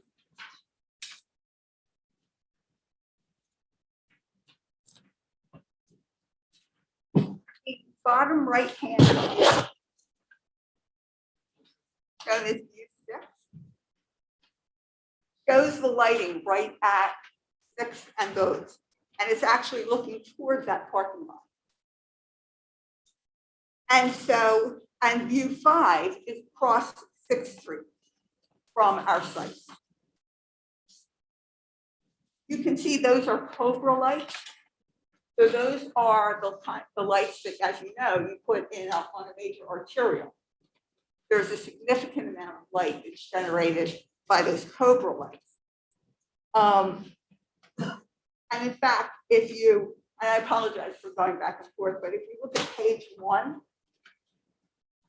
and you look at type 4 on the upper right-hand side, that is a typical Cobra light. That is light right at 60 volts. So, because there are Cobra lights on 6th Street, there's a significant amount of lighting, both at the parking lot and the whole walkway to our building. The only light at the moment, which isn't operational, is the light. There's a Cobra light right at the corner of 6th and Her. And in fact, it's, I believe, well, I think it's the green dot. It's the green, it's a red dot right at the corner of 6th and Her. I point that out because it's not working. So on page 3.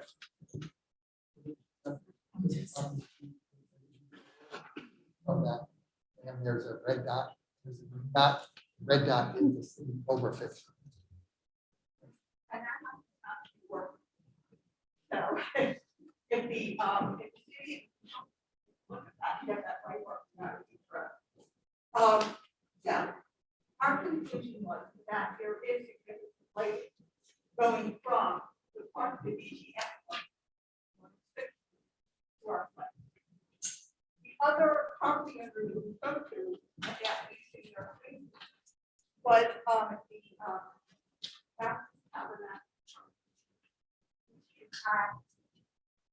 the First Street and Capitol Street. And if you're looking again at page 3, it is the parking lot that is right near view 1.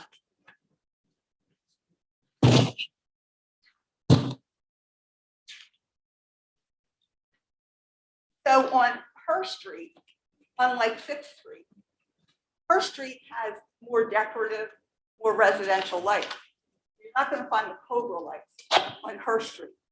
You are going to find decorative lights.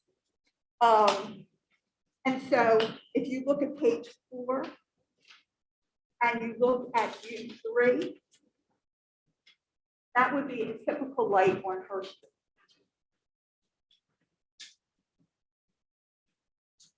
And then if you look at page 6, at the night views, and you look at view 2, that is a typical street. Not quite as light as it would be on 6th Street, simply because it's not a commercial street. It doesn't have Cobra lights. But Her Street does have a significant number of those residential lights. So when we looked at it, our conclusion was that there was sufficient lighting, we think, between the DGS lot on 6th Street and our building. And we think that there's sufficient lighting between the church parking lot at Her and Capitol and our building. Our engineer included in our presentation a lighting plan. We took another look at the lighting plan to see what kind of lighting we were providing at our own building. And we concluded that for the sake of the pedestrians who would be coming up from the parking lot on Church Street, I'm sorry, the church parking lot, that we could improve the lighting. So Benedict, you have that. So we have some suggestions that are in addition to the actual lighting plan that we included in our land development plan for how we might beef up the lighting along Her Street.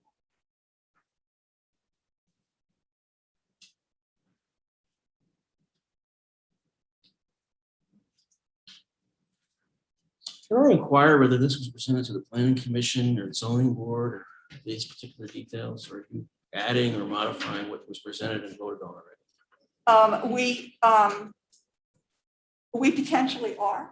I apologize for not getting it to the planning department sooner. We just became aware of this less than 24 hours. I don't ago. know. I'd have to. If look. it's an amendment, It may.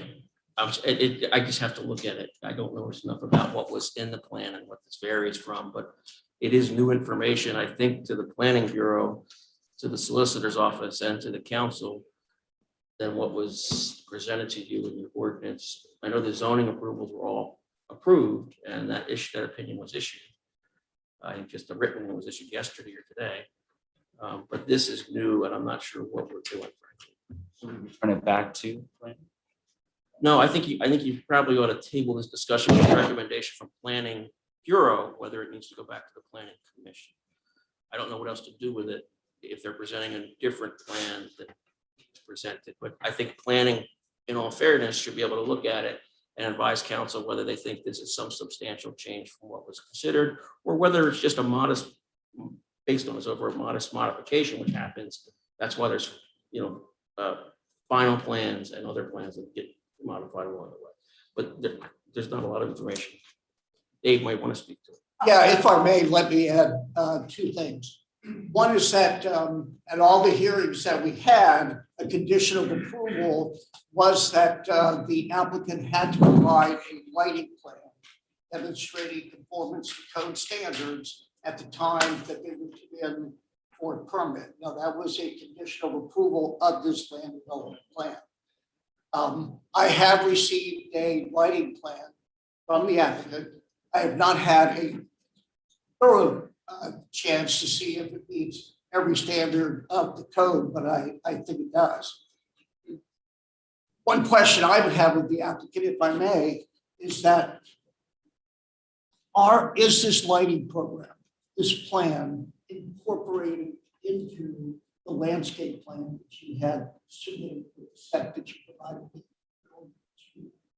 This plan, which I think once you have a chance to take a look at, we all have a chance to look at it, you'll see is a very minor modification.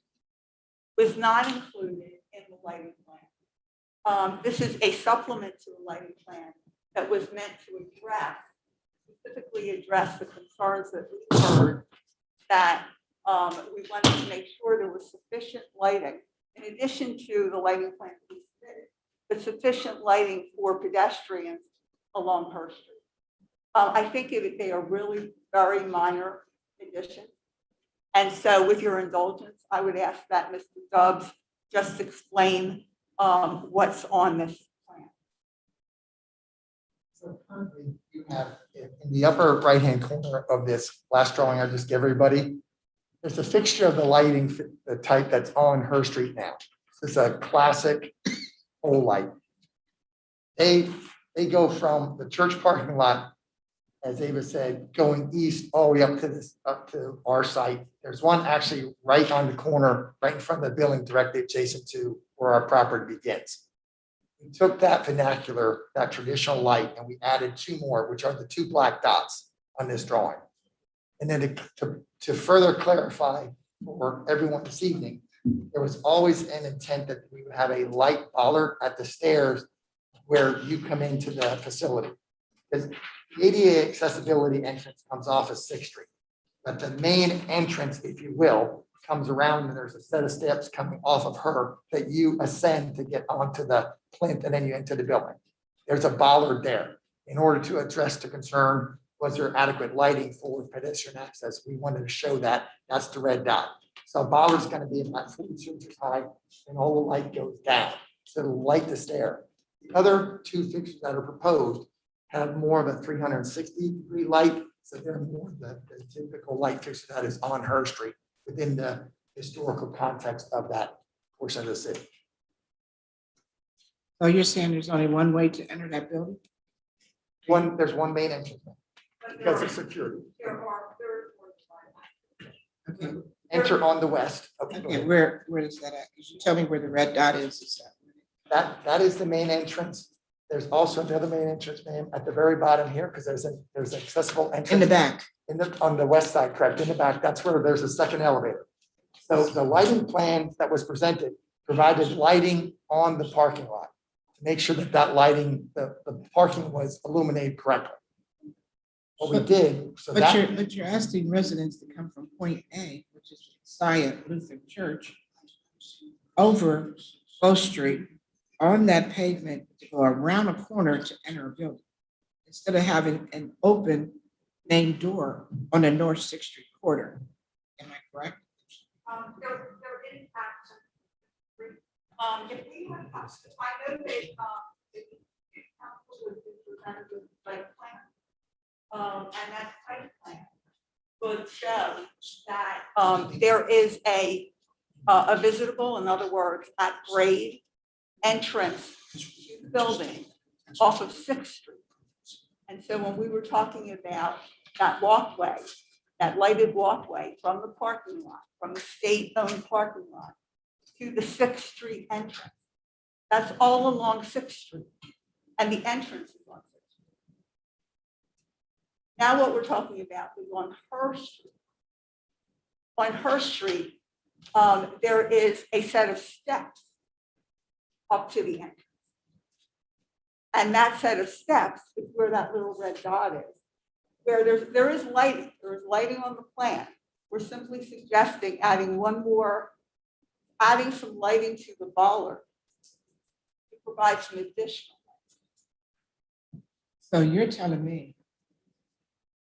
and I'm coming from the Messiah Lutheran Church, I now have to cross the street at Bow Street, come past the sidewalk, go around the corner on her street, walk up some steps to get to the building.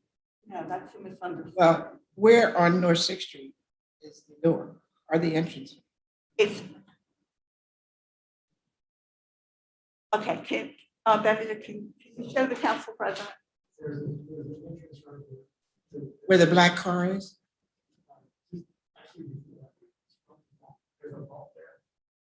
Okay, I know that is.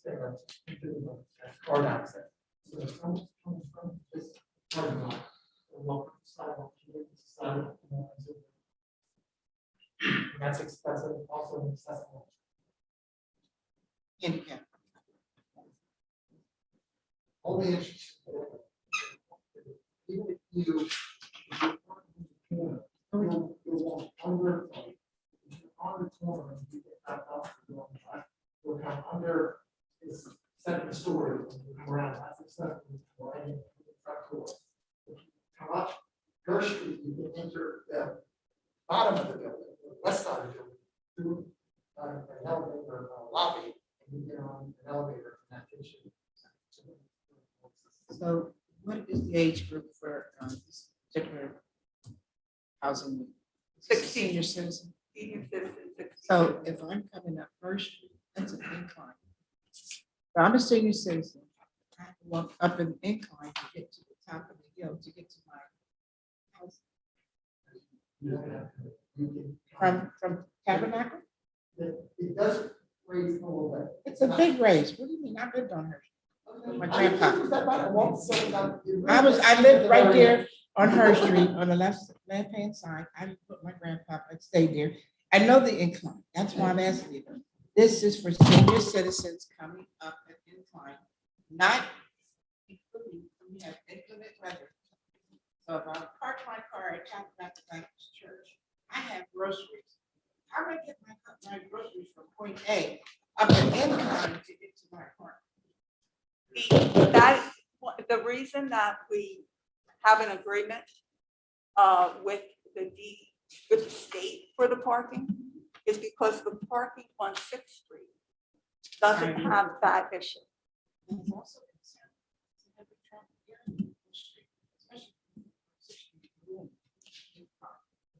Now again, I live in church, and I'm a senior citizen.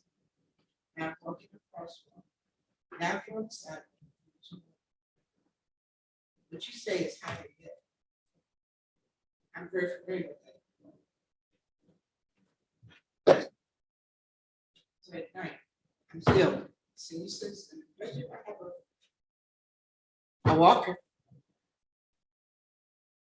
Why, when you did this drawing, did you not include additional parking underground? Because, Because they could go right into the building. yes, and if we could, we would. This is affordable housing, You have my heart with affordable housing. and You have my heart. But also, I need to know my senior citizens are safe.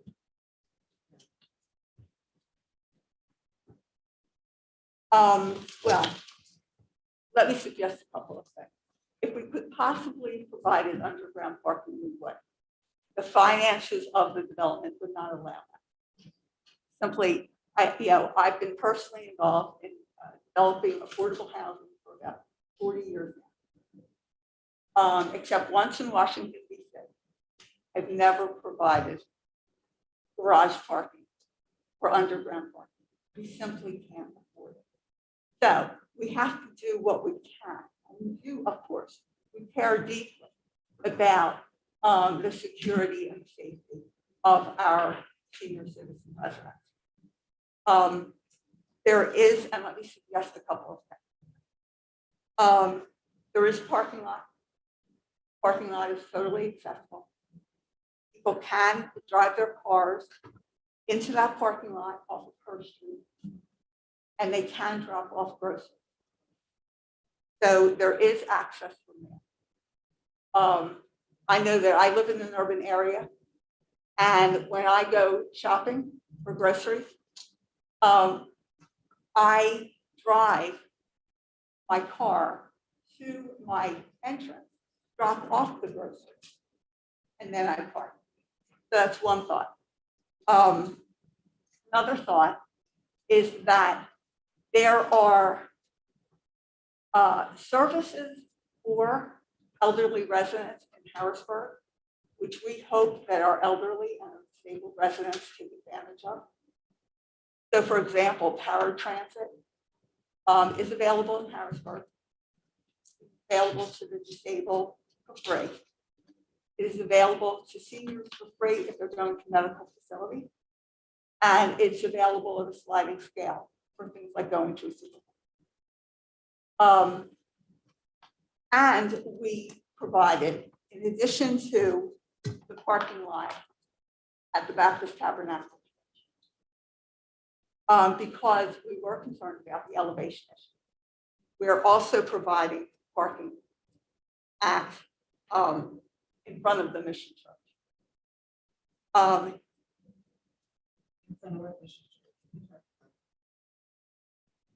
Across the street. Yes, the parking that we've been talking about. You're talking on the side. Oh, I'm sorry, Messiah. Oh, I'm sorry. So it is down the street. It's down the street, but again, once you've crossed Bow Street, you're walking down 6th Street and you're entering the building from 6th Street. You're not having to turn the corner. because you just felt like it was interesting. All right, that's fine. I'm still concerned about the area of your side. I mean, Irish church. Two, Bill. Tell me what senior citizen housing, it's available right there. Access is available right there. Do you have a drive-through area to deal with drop senior citizens off? You do? We do where the parking lot is on our site, in the back of the site.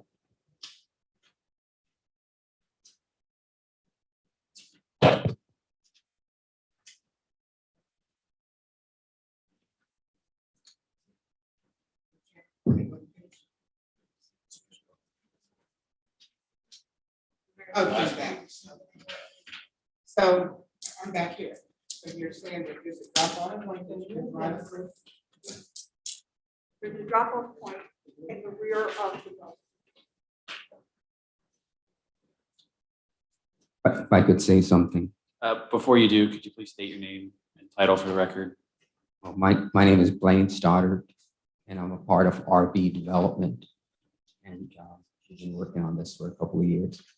Council President, your concerns were being taken seriously. And one of the reasons why we tried to find additional parking outside of Tabernacle Baptist Church was number one, we wanted it to be on the same level. And number two, we wanted it to be less than 100 feet. And the second parking lot, which is the DGS parking lot at the Lutheran Church, is less than 100 feet and is on the same level as the entrance of the building.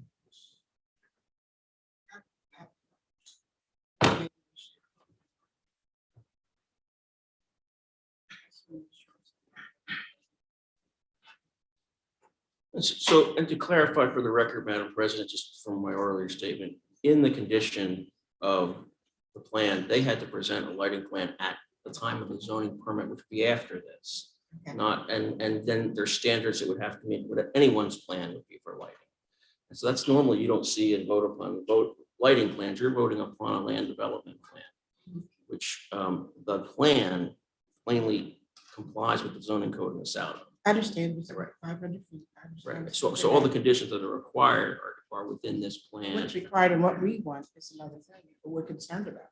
I'm not just, I'm just trying to Okay. be clear where we're Okay, at. I want to So make sure you the understand that. planning commission. What voted for you this. want, what we require, what they require, what we would like to see for senior citizens, this is a senior citizen project. I'm concerned about every senior citizen may not be able to walk from point A to point B. I'm not. And they're disagreeing saying with it's Madam okay because it's within the elevated level. Usually with senior, not one of our senior citizens complex has this type of situation where they're parking so many feet away from the building. Every senior complex has the on-site parking. Now, I traveled and I looked at every senior citizen's building before I came here today. Now, I want to go and make sure at Messiah, which I know where it is, because it's right across from the DGS parking garage. So I'm very familiar with the area. I want to make sure from point A to point B, that our senior citizens will be safe and they can walk that distance. I'm done. Mr. I have no other questions. But to be clear, so the solicitor's opinion is continue to move forward with. Right, because it's a condition at the time of the permit application, not a condition of this, the lighting issue. I think they're just trying to add context to that question from other discussions. Thank you.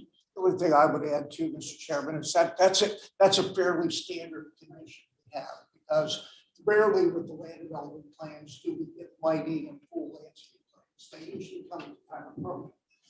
Our charge is to make sure that all the standards are met, that all the conditions are exercised, and that what gets built is what you know is going to be built, what you see. Please forgive me. Don't think that I'm trying not to approve the project. I'm just concerned about all the different changes they've made since I've talked to them from the beginning. You know, they come, we have individuals coming here to Harrisburg, and they want to provide housing, affordable housing, but not look at all the particulars that go with the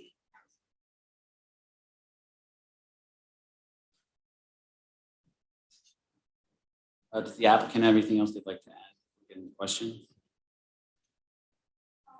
I don't think so, other than to that senior citizens who are driving, get their groceries, would have access through the parking lot, parking spaces there. There's an entrance, an elevator right there. So those residents would be able to readily shop and have access to the Now, forgive me, but you're telling me that as a senior citizen, I'm going to drive there to back into that building. I'm going to unload my groceries. And I'm then going to park in the Messiah Lutheran Church and walk right back to the building.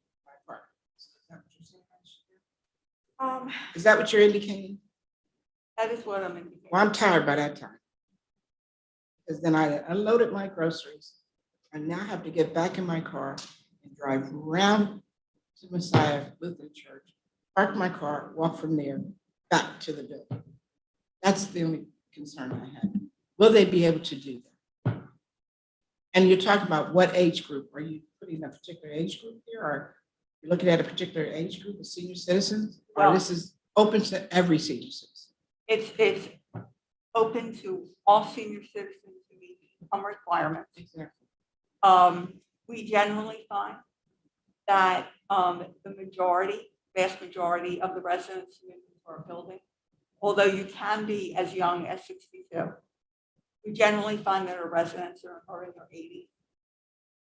Because we find that senior citizens who are younger, such as myself, we tend to live a little more independently. We live in a house or we live in another apartment, but we're not really living in senior housing. And so it's usually when seniors get older and a little less independent is when they tend to move into our building. And so we do not believe the vast majority of our residents Well, I'm sorry, vast majority of our, will not own cars. Now, there will be a small number who will. And I agree there needs to be accommodated. But most of our residents will not own cars. don't really have statistics for that because I know a lot of senior citizens, 85 is still driving.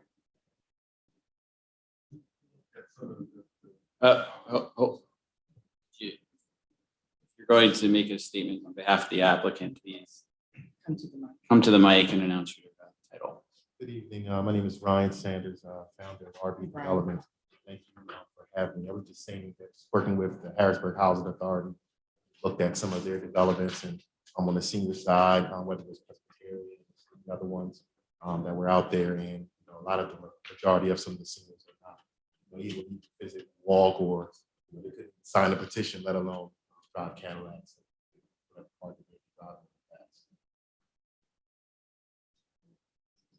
I understand what you're saying, right? Down to Morrison Towers, though, I think the majority of the parking lot is full. I don't agree with that, but still, I'm still concerned about those who do drive, who do have to come back to the back of the building, deliver, unload their groceries, then get back in my car, right back to parking on the side of the church. So maybe other council members have questions. I'm going to move on. Thank you, Mr. Batson. So first, I'll just hop into my comment. I appreciate you working with the community on the parking. I know that that was a concern in a public meeting at the Big Brothers Cafe weeks ago, whenever that was. So appreciate being proactive about that. Appreciate the lighting, working on the lighting as well. So just reviewing the resolution, one part says the applicant has not provided information regarding the economic development impact of the project. Do you mind touching on as to why that was not provided? I'm not recalling exactly why it wouldn't have been provided, but clearly there's an economic development impact project. The construction of the project will create jobs. There'll be permanent jobs created through our management company. We're addressing what we have discovered is that if you look at census data in Harrisburg, the elderly population is growing, but their housing options are not. And here's an opportunity to create brand new, beautiful housing that's affordable. And one of the things I should mention is that thanks to the Housing Authority, who, as I mentioned, is involved in this community, many of our units will be deeply subsidized. So in other words, many of our residents, at least 30 of the 49 units, residents will pay 30% of their income on housing expenses, whatever that is, and the federal government pays the balance. So all of the units are affordable. At least 30 of the units are deeply affordable. And so clearly it needs an economic development in Harrisburg.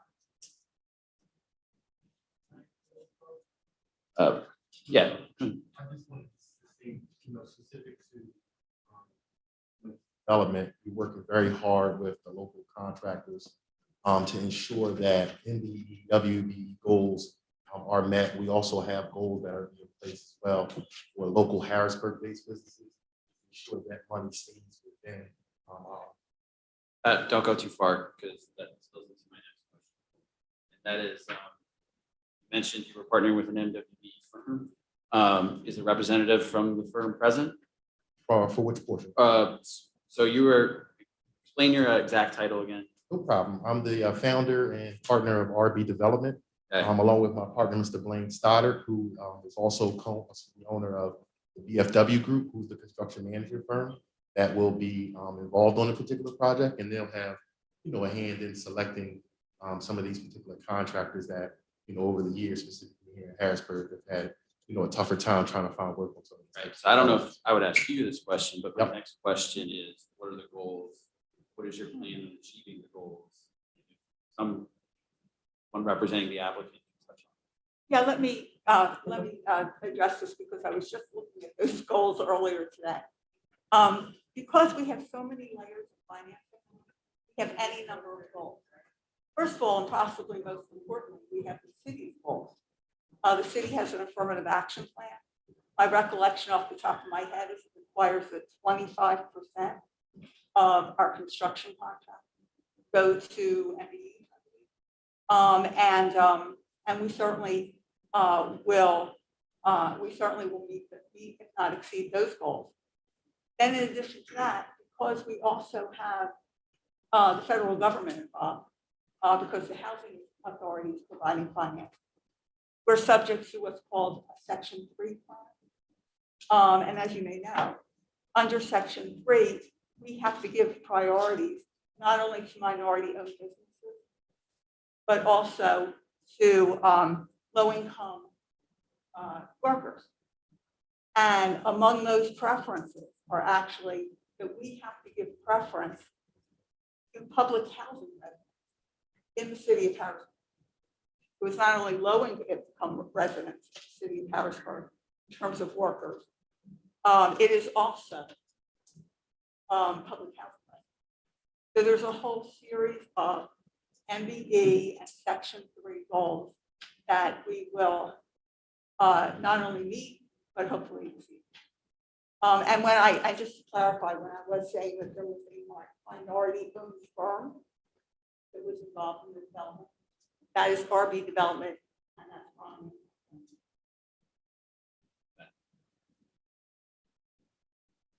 My last question is, I know you did a decent amount of public outreach, and I know you touched on some of the concerns of the community. Is there any other concerns council should be aware of during that process? They're really the main concern was parking. There were some concerns expressed about the size of the building, but thanks to our architect, we did some studies that showed that from both streets, where the concern seems to be, you could barely see our building.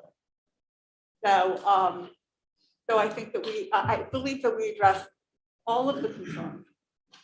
And as I said, the major concern was parking. Open it now. Some comments and questions from my colleagues, given this is regarding housing. I will start to my left with Councilman Bowers. Thank you. Good evening, everyone. But I have some comments and some questions, so try not to mix the two. But I just wanted to note for the record that I am a lifelong member of Bethel AME Church, which is the former landowner and former occupant of the space. The church was there until arson in 1995. I did want to note that, but I was not involved in this process. I did participate in the HART meetings, the zoning meetings, all of the meetings leading up to this one, because I wanted to ensure that I was being objective and listening to the concerns of the residents. So I took copious notes, so I feel prepared in this moment. Ms. Goldman, it's Bethel, not Bethel. I know that you're not from the area and there is a Bethel temple here, so that could cause some confusion for those listening. So I just wanted to clarify that. You mentioned that permanent jobs would be available with this project. How many do you anticipate? We actually anticipate 3, and that would be typical for a 49-unit development. A site manager, a full-time social services person, and someone on the janitorial side, on the janitorial staff.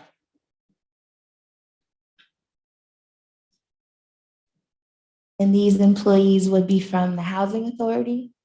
No, the development will actually be privately managed. We have selected a company called Community Realty Management. They've probably been in business for about 40 years. And this is what they do. They manage affordable housing. Thank you. And lastly, this is affordable housing project. So this is something that I've become very passionate about. Earlier this year, as you know, council voted to approve an affordable housing legislative package. So I'm happy to know that this project would satisfy the criteria that we've set out in an effort to ensure that one of our vulnerable populations, our seniors, has adequate and safe housing. Thank you. Thank you. Williams, you good?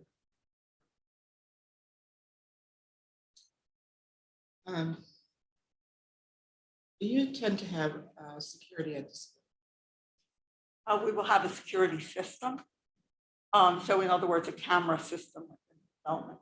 Does that extend over to the Messiah Church, which is the parking lot? It didn't, but that's worthy of consideration. I think it should be considered. I'm going to make a statement. I agree with Ms. Bowers because we pushed hard for affordable housing for our residents in the city of Harrisburg. And I'm not a member of Bethel Church, but I visit that church often with my grandfather, who was a member, Ross Hughes. And I would like to see something built on that. My concern is just that I don't think there was a lot of thought given to putting affordable housing there for senior citizens, because to me, it doesn't offer everything that they would need, especially with the parking. I'm really concerned.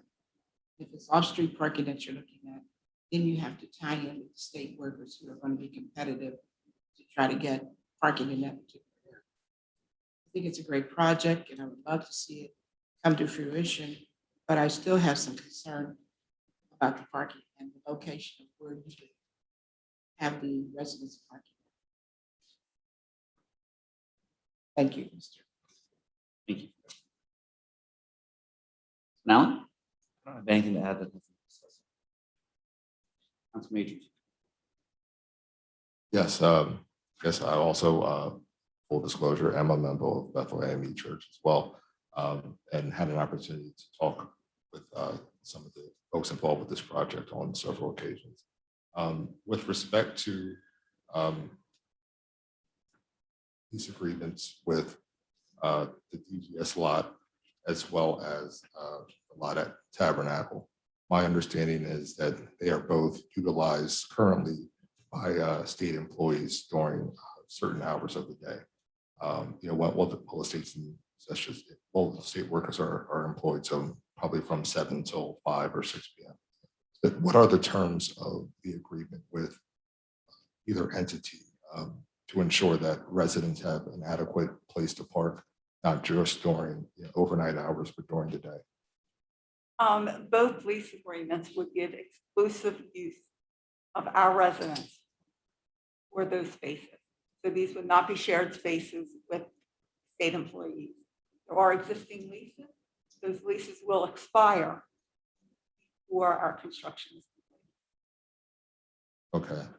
And okay, well, that helps address one of the concerns, that, at least for me, project. And then I guess for the Planning Bureau, everything met the conditions, and again, the recommendation, just so we're clear, from on the final, excuse me, on the development plan is what from the Planning Bureau? Through you, Madam President. Yes, we did review this for strict conformance of code. The staff report, I think, follows that and describes that particularly, and subject to the conditions being exercised, which they have submitted a landscape plan. They have submitted a lighting plan, actually earlier than what the condition called for. So, yes, I can state that this does meet the standards of zoning ordinance. In the salvo, with the relief given by special exceptions.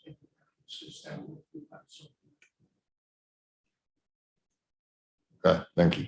No further questions. So what was the special exceptions? What were the special exceptions? One was for, that we see all the time, for a special exception to allow multi-family units in REM. They're allowed by right in CN portion of the property, but it takes a special exception. And the other one was the parking standards. They would have been required to have 20. Asking for 14. 14? Yes, there were 4 on site. And there were 4 And on off site. And so I think the condition, the zoning board condition was an additional 15 off-site space. So that's 19 altogether.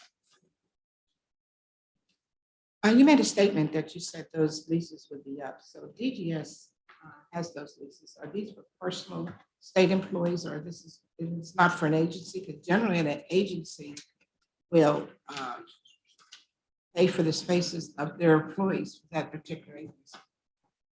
Well, perhaps Blaine can address this Okay. because he spoke to the person. Okay. Again, Council President and honorable council members, we work directly with Secretary Kurt Topper at DGS to get the same level parking spaces. And again, I think it was a miracle that in 1 week they were able to go through their system. And as you know, DGS and state, nothing happens for 90 days. And so we were able in a week to get a commitment from DGS for 10 parking spaces exclusively for Bethel Village. And if I could say 1 or 2 things, Mr. Chairman. I think Council President would love to have a sidebar with you. I think that some things have not been said and some things can't be said, but we have worked so hard with the community, even those that opposed us. And some of them switched, they opposed us. And then after they saw how dedicated we were to meet their needs, they have switched and came to this same room with the zoning board to support us. The members of the Bethel AME Church have been amazing in the leadership of the Tabernacle Church, Pastor Brown and Pastor Briley and all the surrounding churches have come out to help us. But one thing that you do not know is why we're so stressed right now is the deadlines that we have to meet. We've already raised over almost $13.5 million for this project. The cost, Council President, keeps going up. And so we're still raising money and we've raised over 13 million. We have to close in 60 days. And the cost of the project keeps going up. We believe that Pennsylvania Housing Finance Agency is going to double the amount of subsidy that they're going to give us, but we still have to have a sidebar about how we cross this finish line. So we are just as concerned about your concerns, but we have kept our word in the community. We have kept our word with the church. I can't even tell you how much money we have borrowed to get here, to be standing here today. And so we have no problems telling you everything, but the level of stress we're under to meet this deadline is so great that it is amazing I can even stand on my 2 feet because my knees are shaking. And so we want to work with you. We hear your concerns, just as how we heard the concerns of the neighbors. And so we want to work with you, but time is of the essence to the honorable council people, and of course to you, Council President. Thank you very much. And let me assure you, have never, ever said that I was not supportive of this. Thanks for that reassurance. We just want to expedite this and address your concerns as quickly as possible. I'm sure, of course, you would like to expedite it because it's your project, but I want to make sure in an expedite that everything is in place that it should be. I'm not just going to come in here and say, I want this, I'm going to do this, and I have concerns and questions. It's not against you because affordable housing, as Ms. Bowers said, is dear to our hearts. We were at a conference a couple of years ago, and that's one of the things that we wanted to bring back, and which she did. And I pushed the mayor for affordable housing, especially for senior citizens. 333 senior citizens are on lists to get into affordable housing. You check with Mr. Mance and Board Mance. He's the one that gave me that information. So I'm certainly agreeable and I'm supportive of this, but I'm not going to let you come in here and say, well, we could do this and we could do that and that. I have I have parking here, but you have to walk that across the street and then you have to go a sidewalk to get to a building. Safety is really one of my biggest concerns. When I leave here tonight, I'm going to go up 6th Street by Messiah Lutheran Church, see how well lit it is. And I assure you, I certainly will be supportive if I feel comfortable. And ma'am, we're willing to do whatever it takes Okay. to get across the line with you. Thank you. That, I know Ms. Bowers has some additional questions. Thank you. I just wanted to note for the record that underground parking was in the initial rendering of the building. Is that correct? Just for the record. My understanding, and I don't think that I personally ever even saw this drawing, but there supposedly is a drawing that was done early on that had underground parking. That is long before I got involved in the project. Okay. And the instant I got involved in the project, I was the one who was the bad guy who had to explain that. Thank you. If you could just review the timeline of the project. Yes. So as Blaine explained, the Pennsylvania Housing Finance Agency put a tremendous amount of pressure on us, and in fact, all the affordable housing developers to close the project, which means by closing, that actually means starting. That means putting all the financing together, signing all the paperwork, and starting construction. They originally gave us a hard deadline of September 30th. Clearly, we can't do that. They have given us an opportunity to go back and ask for a date that's a little more extended. We think that we can probably get a date that's about 60 days from today, maybe a little bit more. But the other constraint that we face is, and this is true of all affordable housing, any housing development that is financed with low-income housing tax credit has to be placed in service. In other words, it has to be completed and ready for occupancy by a certain date per the IRS. If it's not available and it's not ready, we would literally lose millions of dollars. We would lose $11 million. And it takes about at least 14 months for construction. So we really are under a tremendous amount of pressure to have this development starting construction before the end of this.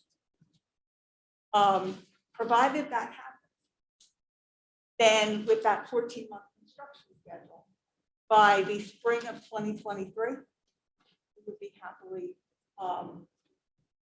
having our residents move in. Okay. I know we talked about the parking leases, so written agreements for those have been secured? We have letters from both providers saying that they are willing to enter into agreements with us. details have to be worked out. And the zoning board recognized that, in giving us until certificate of occupancy to show proof that we have the lease. But we definitely have letters from both those providers saying that they are willing to lease spaces to us. Okay, and then my last question, I think is the elephant in the room. Have you secured the funding to complete the project? I think Mr. Stoddard alluded to the fact that you have not. So I just wanted to clarify that for the record as well. Yes, it's a $15.2 million project. So low income doesn't mean low cost. We have secured of that 15, about $13 million. The biggest chunk of that, which is $11 million, is the value of the low income housing tax credit. We also, I should point out, the Housing Authority of Harrisburg is providing $1.2 million. The city, thank you, has agreed to provide $300,000. In order to fill the remaining gap, we're going to three sources. And we have gone to three sources asking for additional funding.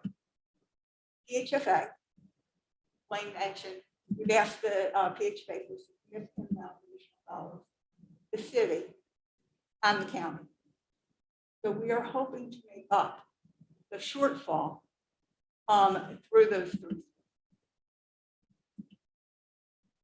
Okay, thank you. I don't have any other questions. But as to date, excuse Just because I'm bad at math, how much you guys? me. The request for the city, to be exact, was an additional $679,810. We recognize the fact that that may not be possible. We'll be grateful for whatever the city can provide, and we've asked the county for a like amount. Yes, the county for $679,000. No, we asked the county for Why'd you ask us for more? They have more money than you. $600,000. I think it's the time. I know, I'm kidding with you. So let me reiterate what you just said. You have 11 million that you have right now, and you 1.2 million for someone you get. Yeah, we Housing have- authority. We have Housing 1.2, yeah, 11.2, 1.2, 300,000. We pledged some of our development. So the state of Pennsylvania tells us how much money we receive to pay overhead, profit, and risk. They set what that fee will be. We've already pledged back a significant amount of that fee. We have applied for federal home loan bank dollars, which I've included as funds received, even though we haven't quite received them yet.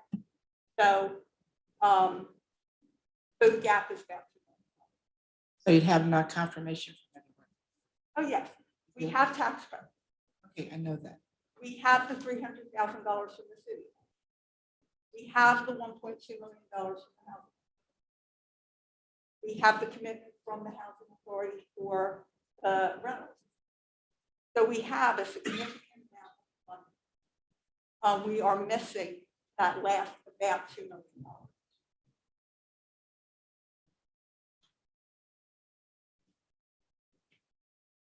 million. And because of cost escalation, city council members, we believe the Pennsylvania Housing Finance Agency has over 50 million extra dollars to help us with the cost escalation, the cost of materials that have gone up.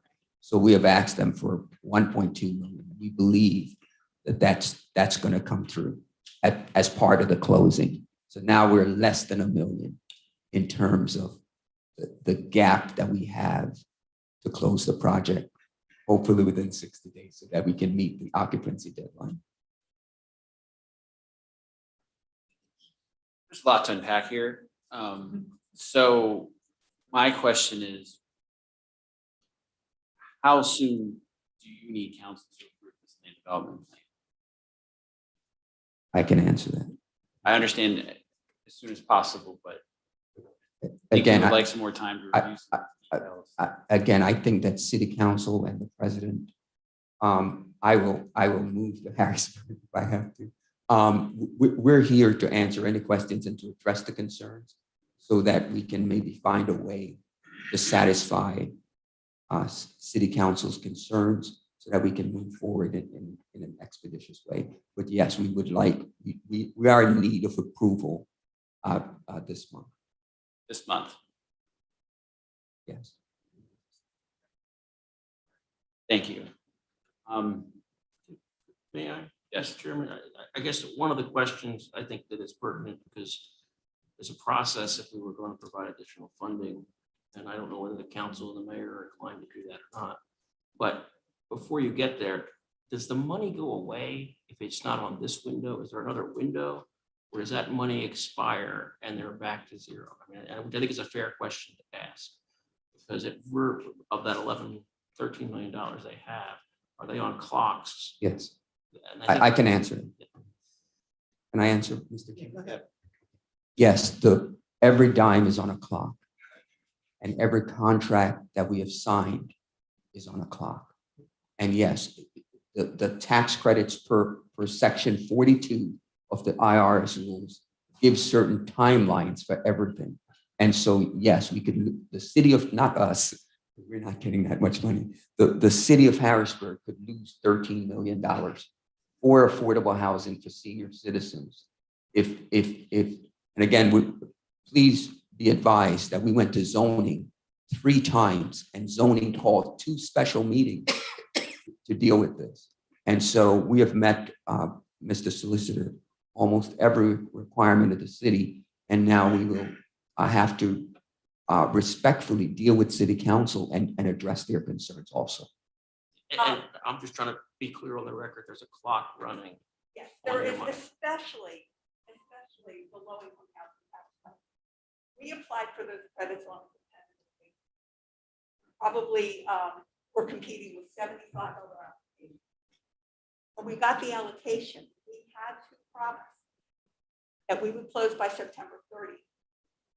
PHFA is giving us and other developers a breather and saying, we'll give you a little more time. We think that they will give us at max to the end of the year. Now, in order to be able to close the project by the end of the year, I think the blame is correct, that we really need to nail down the land use approval by the end of this month. If we don't meet the deadline, whatever deadline PHA agrees to, and let's say for the moment that they agree to allow us until the end of the year, we will lose that allocation. It will go away. We don't want that to happen. So have you secured the additional 679,000 from the city? We have respectfully asked for it. But you have not. We have not received a Not been- response yet. It would have to come to this council. I know, that's what I'm asking. You've already Yes, we have made that submitted, effort. we have submitted a formal request for it. So we're going to approve this before you know that you're going to get the additional 679. Is that what you want us to do?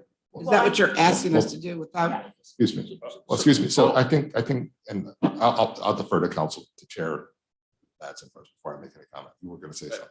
Oh, no, I would just, No, the chair was about to say something. no. President, please introduce your comment. Okay. I just wanted to, well, I wasn't done. I was asking her, have you secured the funding from the city for $679,000? We secured $300,000. We have not secured the additional request.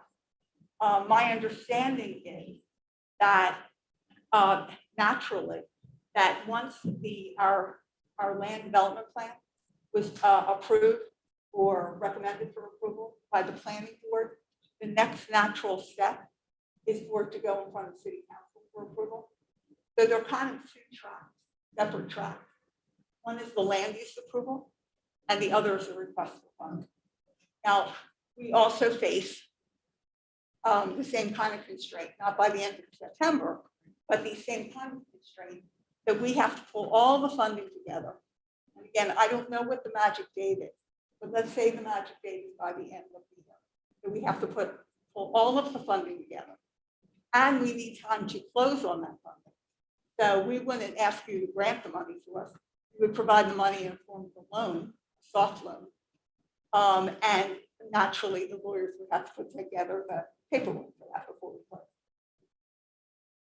Yeah, I think the manner of the money is not really the issue tonight. And Right. Madam President, I think what happens is land development plans get approved all the time without the financing. Yep. If the financing doesn't happen, the land development plan doesn't happen because there's no money to do it. But I think, Neil, I mean, they're asking us to approve this and they don't have all the funding.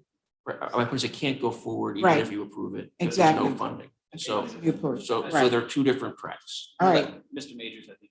Yeah, no, that was the point I was gonna make. Tonight is the preliminary and final land development. Separate and apart from, we've had other land development projects that have come before us that we've approved and had gotten delayed because of funding. I think the homes over on Paxton Street was one of those projects that It's not it's not uncommon. So I just, in terms of the way that we're having a discussion, I hope the focus tonight is on the preliminary and final land development. I know we talk about all these other things because they're all connected, but I think the matter before us is specific to the land development plan. That's it. So the key thing here, I guess, to summarize, is just to address President Williams' concerns over some of the safety pieces. And so, is there any other comments or questions? Sir? Well, my name is Esh McCombie. I'm the attorney on the project. I appreciate all of you having us this evening. I stepped up a couple of times to make comments. Mr. Grover took my statement from me. Mr. Majors took my statement from me. So I'm on board with everything that they're saying. I think one of the important things that we've seen with this project specifically is the applicant's willingness to work with the city. That process started years ago, and the applicant has come back and met with staff and worked with staff, has met with the neighbors and worked with the neighbors. So I think, although Ava has, kind of said, perhaps we can get to the end of the year, perhaps we can get into November. The project needs to operate under the belief that money is gone September 30th. As a result, we would ask council to approve this plan with conditions. And those conditions can include continuing to work with council on other parking that President Williams is more. The applicant has shown all along that it's more than willing to work with the city, more than willing to work with the neighborhood. So I think tonight, given that goodwill throughout the process, they're simply asking for some goodwill in return. Getting conditional approval now to allow them to advance, move forward, continue trying to secure financing, with the condition that they continue to work with staff, continue to work with the city to address some of these minor issues. I think it's a reasonable option. Thank you for that. We've done that in the past. Conditions. We'll take that under advisement.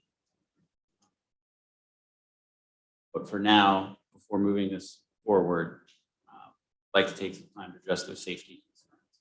Understanding that there is sometimes sensitivity, we look to expedite the process as fast as we can to make sure that it won't exceed the September deadline.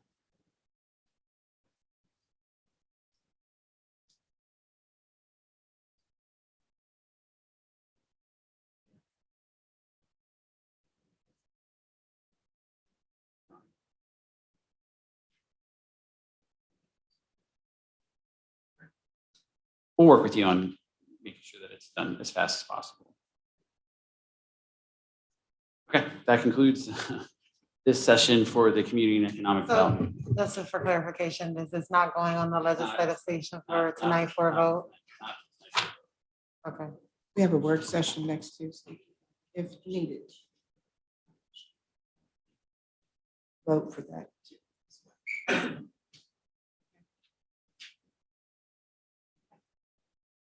We have a work session, Mr. Ryan, next week. And we can also call for the vote at that time. Okay? Is there anything of this? No. As we're working with the applicant, we'll Right. include you in those discussions. Thank you.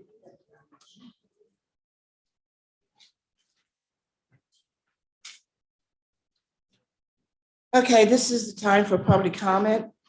Anyone who would like to come to the mic, please do so now. Would you please use the mic to my right?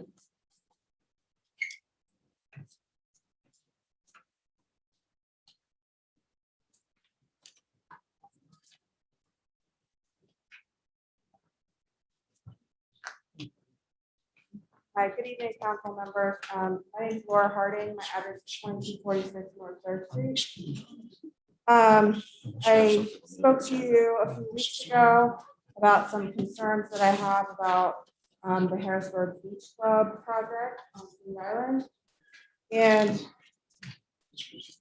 one thing that I didn't point out that I would like to draw to your attention to is that the Sunshine Act requires that all official action, including final decisions on the creation of liability by contract or the adjudication of rights, duties, and responsibilities, must be taken at a duly advertised meeting open to the public.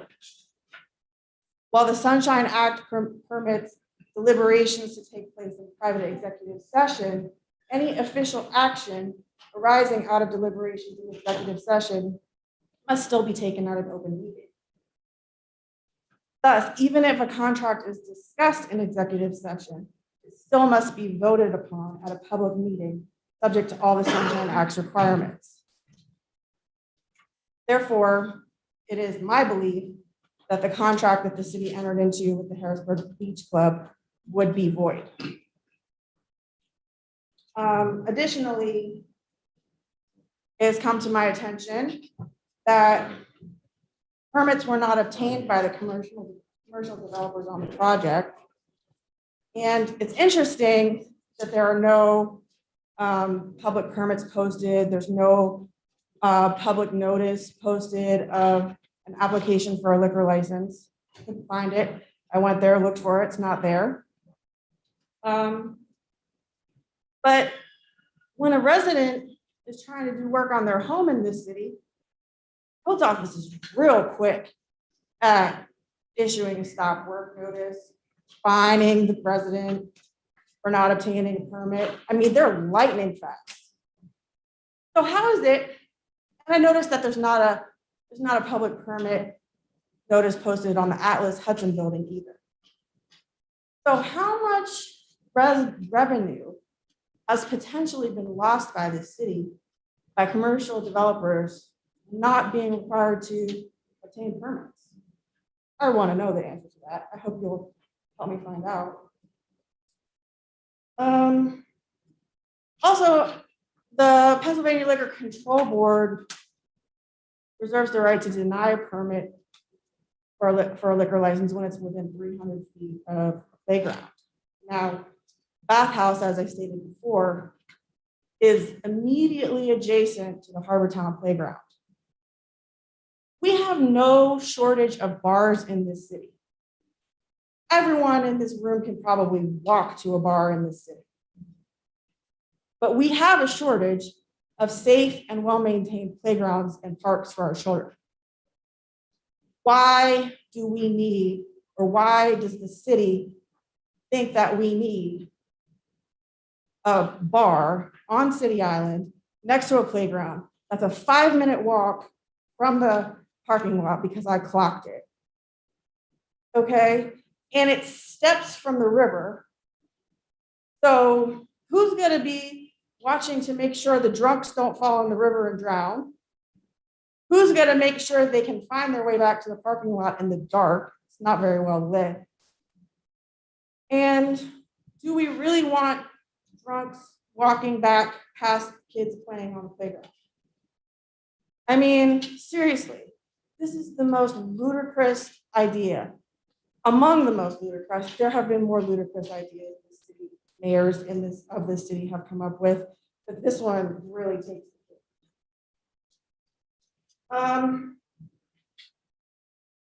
One of the elderly ladies that was here earlier had to leave. There's still an issue with public dumping going on. I have reported illegal dumping in our backyards. I have reported on numerous occasions within recent weeks, illegal dumping. And I was given an email address to report it to by one of our police officers. And I emailed my complaints and have not received a response, and nothing has been done. I don't know the neighborhood. I didn't get the neighborhood that the lady that was here earlier lived in, but if we can get some more feedback on what we can do about that, that would be great. Thank you. You're welcome. Yeah, there's been various telephone conversations with several individuals, myself and I. We need to find out what actually happened. Or can someone from the administration come down here and tell us what happened at the beach house located on City Island? I will be happy to forward that request. Please. Make a note, it's not the first request.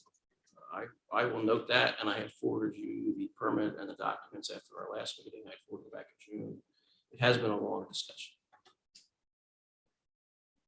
But I don't agree with those documents. Because that's why I need someone from the administration to explain. On record.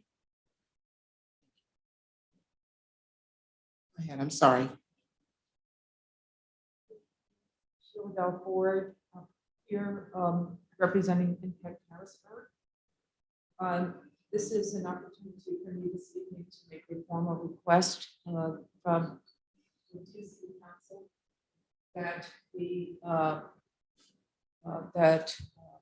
follow up to my presentation to this body a few weeks ago now, at which I discussed the third round funding, the small business initiative that we have introduced. I would like to bring to council just a summary of what we have done thus far. This will be very brief, and then at the conclusion, what I'd like to do is read a letter that I have addressed from the Impact Harrisburg Board to Chairman Williams and to Mayor Popenthus. And of course, that means that it also is addressed to all of you. What we have done since we have spoken with you is to reach out to the solicitor, Neil Grover, and to request a resolution that would embody the proposal that we partnered with the city of Harrisburg around the third round of funding. What we are seeking is $1.3 million. We have 102 businesses which have applied for grants with through the third round of funding. These are small businesses with a net income of $25,000 or below within the city of Harrisburg. I know that this is a body that understands fully the benefit of really supporting small businesses in the city. When I spoke to you initially, I pointed out a major distinction between those businesses, those large economic development projects that, for example, receive RCAP funding or RACP funding, one likes to frame that.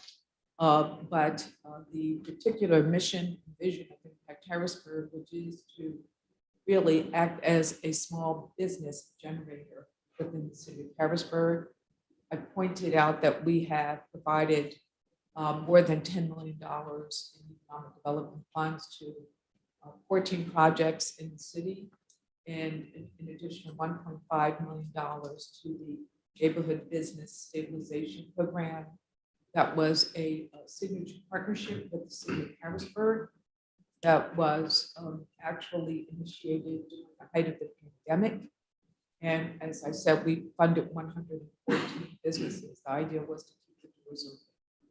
This initiative is not directed at just such an emergent project, but it is directed towards actually providing some additional money to businesses that are up and running, that have been around for a while, but that could use that proverbial shot in the arm, which is appropriate, I would suggest, term or phrase at this particular point in time in the life of America. This is about making Harrisburg stronger, making Harrisburg better, and it's also about inclusion and diversity. Small businesses are the place in our communities, like other communities around America, where we really do find the kind of diversity and inclusion that we seek to really sustain our community.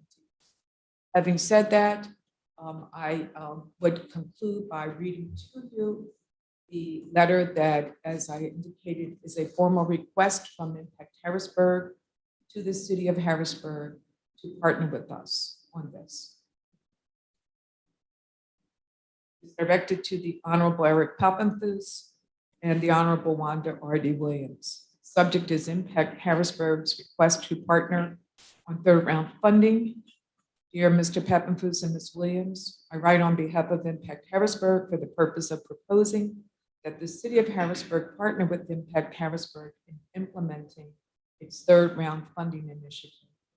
As you know, based upon a series of recent one-on-one discussions with our executive director, Sheila Dow Ford, and by virtue of Ms. Dow Ford's extensive presentation to City Council in August, the third round funding initiative benefits small businesses within the city. The initiative is designed to provide up to $25,000 in grant funding to small businesses with a net annual income of $500,000 or below. Any funds provided must be used for capital or equipment. Parenthetically, that was a question. Where will the funds go? They can only be used for capital or equipment. Those are the needs that have been identified as the most critical, and that's where the funds must be used. The funds provided must be used within 6 months of the date of grant approval. This third round funding initiative is proposed as a continuation of Impact Harrisburg's successful partnerships with the city, the most notable taking place at the height of the COVID pandemic, during which we distributed nearly 1.5 million to 314 small businesses across the city under the NBSP, the Neighborhood Business Stabilization Program. Over the past 4 years, Impact Harrisburg has provided more than 10 million in economic development grants to 14 projects within the city of Harrisburg. These dollars have been leveraged to provide a significant increase in economic development capacity within all communities across the city. During the third round application period of July 14 through August 2nd, 2021, Impact Harrisburg received 102 applications. Impact Harrisburg has asked the city to join this current initiative as both an administrative and funding partner. Impact Harrisburg seeks $1.3 million investment, seeks a $1.3 million investment by the city of Harrisburg in this initiative, with the understanding that such funding shall be allocated from the 2020 to 2021 City of Harrisburg fund balance. That is to refer specifically to the current fund balance. And I want to make clear that this is not a request for monies that will be provided under the Recovery Act. This has to do with the general fund, the current general fund. There have been many questions that have been asked of me, and I wanted to clarify that for your purposes. This understanding aligns with the proposal made to City Council and the ensuing discussion regarding the source of funds. As you have previously discussed with Ms. Gal Ford, it is important to acknowledge the time is of the essence nature of this request, given that Impact Harrisburg has assembled and begun vetting grant applications. In addition, Ms. Gal Ford has also requested the assistance of the Law Bureau in drafting a resolution encapsulating the elements of this proposal for submission to City Council at the earliest available time. On behalf of the Impact Harrisburg Board of Directors, I thank you for your kind consideration of this request, and I'm hopeful that we will have the opportunity to forge a stronger partnership through this initiative. Please do not hesitate to reach out either to me or to Sheila for any reason, and it is signed Gloria M. Roberts, Board Chair, Impact Harrisburg. As I indicated, this came from the Board of Impact Harrisburg, and we are moving ahead apace with this initiative, and we would welcome any partnership that we might be able to forge as we move forward. And I'd be happy to answer any questions that you may have. Ms. Ford, I'm gonna put you on record because I was asked this question. I just asked him, Mr. Alley. I was asked by someone, why should we collaborate with Impact Harrisburg when we disseminate the money to the small business? The City of Harrisburg could do that themselves. Could do that yourself, but we actually have, I would say, provided from an administrative standpoint, a structure that makes it, that provides real synergy. We have already, for example, gotten grant applications and 102 grant applications. The last time I presented to this body, I provided you with the booklet that shows the businesses with which we have done business and the way we have been able to generate really, I would say, some almost like recombinant DNA around economic development in the city. So I would suggest that we actually have developed expertise around how to do this, A, and B, we have a list now of current businesses that meet the criteria that I think, and it's a saving from an efficiency standpoint, from the economic development side of the house, which I understand has really some extraordinary, if I may, maybe extraordinary is an overstatement, but some real challenges around staffing and around really leveraging up, leveling up quickly. We've already done the work for you. That is what we were supposed to do. That's what we have done. So I would answer by saying it's a good question, but I think that we have proven ourselves as an entity that really knows how to really level up quickly and to get things moving. Thank you, Ms. Ford. I just wanted you to put that on record. Any other questions, councilors? Thank you, Ms. Ford.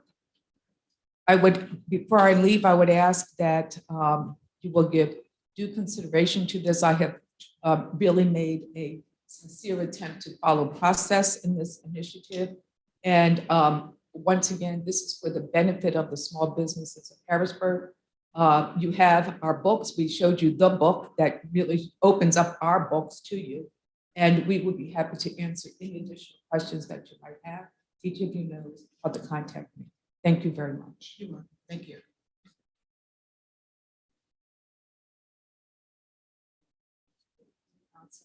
My name is Crystal Davis. Can you hear me? Yeah. Okay. Good evening. I'm Crystal Davis. I'm at 1425 Regina Street. And tonight I am just here to make it known that I stand with council and in opposition to the liquor license on City Island at the Harrisburg Beach Club for the Harrisburg Beach Club project. We have so many problems in this city right now pertaining to bars and liquor. And to think that we would allow those problems to be extended to City Island is unthinkable. I have children, my daughter, my granddaughter. I would not want my child or any other child to be subject to going to a playground where there's liquor and possible, just drinking and all the other problems that are inherent with alcohol. And to think that the mayor allowed this, I'm aboard at that. That's all I have to say tonight. Thank you. Thank you.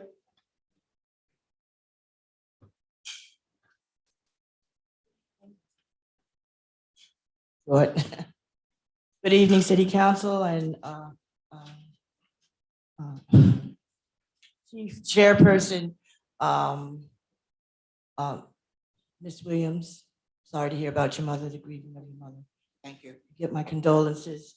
I'm here to add on about what the elderly lady was talking about, the garbage that was behind her house that she's concerned about.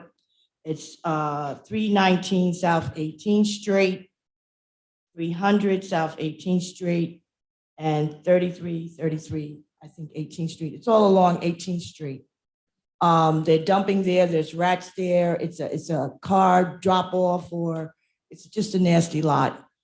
I, for one, since I'm the president of Camp Curtin's Neighborhood United, I will be trying to contact the Parks Department and see if they could initiate this and remove some of the garbage from some of these areas, which have been pretty much successful with. And I didn't give my address. I'm just a little tired tonight. I reside at 2908 Parkside Lane, across the street from the Italian Lakes, Harrisburg, PA. And I am Joyce Vanderhorst Campbell from Camp Curtin Neighborhood United. I'm also a fair housing member, and I'm also a member of CHACH. Thank you for your time and effort. Hi, could you just give us those addresses again? Mr. 319. He's Public Works Chair. 319 South 18th Street. 300 South 18th Street. They're all on 18th Street. Okay, And 333 South 18th Street. thank you. Welcome. Thank you, Ms. Gamble. And I will make sure I talk to our Public Works Director. And I am, and it's, just so I'm clear, it's in public right of way, or is it on private property? Okay. Thank you. Okay, anyone else in the middle? Anyone else to my left? Thank you. This time we will adjourn City Council work session. Meeting is officially adjourned. Council legislative session for Tuesday, September the 14th, 2021. I'm calling this meeting to order at 8:50 p.m. Ms. Houston, please do the roll call. Mr. Allett, Yeah, present. Ms. Bowers, Present. Ms. Daniels, Ms. Green, Mr. Madsen, Here. Mr. Majors, Here. President Williams. Present. Thank you. And Ms. Green, of course, is excused. Ms. Daniels had to leave. Moving on to the invocation. Ms. Bowers, would you please do the invocation? Yes, President Williams. If we could all just please have a moment of silence for the following families who are facing bereavement, if we could keep them in our thoughts and prayers. Williams family, the Hunter family, the Crummell family, the Mathis family, the Bullock family, and the Wilson family. Please join me in a moment of silence. Thank you. Thank you, Ms. Bowers. Moving on to Pledge of Allegiance, Mr. Allott.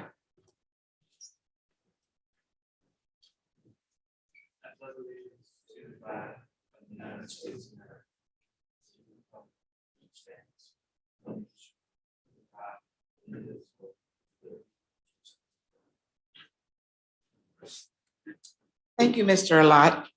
We now move on to communications. We have none for this evening. We move on to courtesy of the floor. What, we have none. Courtesy of the floor. Okay. Now move on to approval of minutes.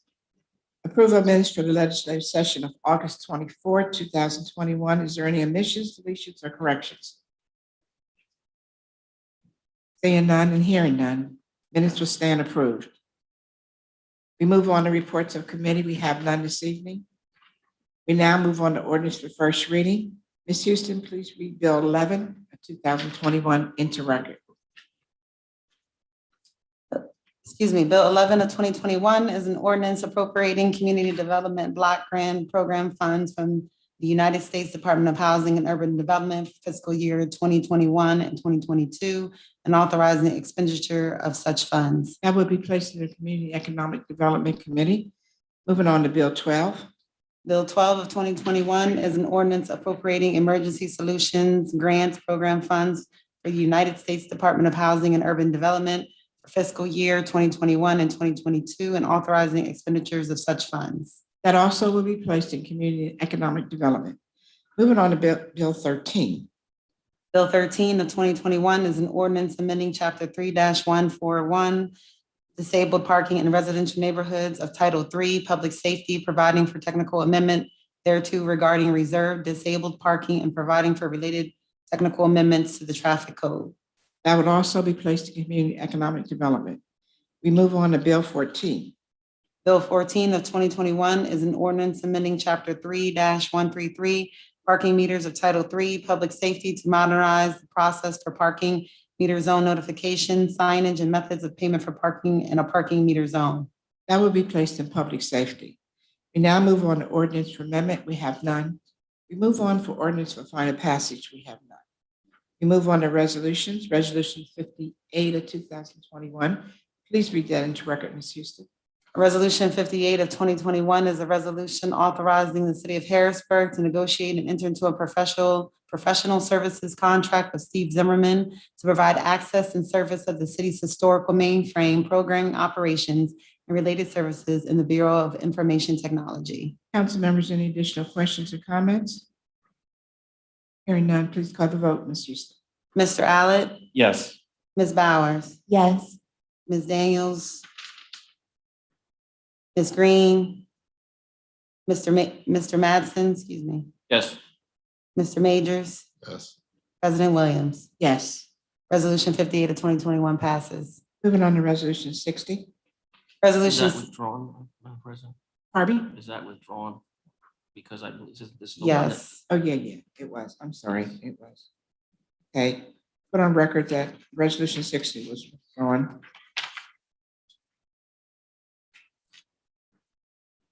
Moving on to resolution 61.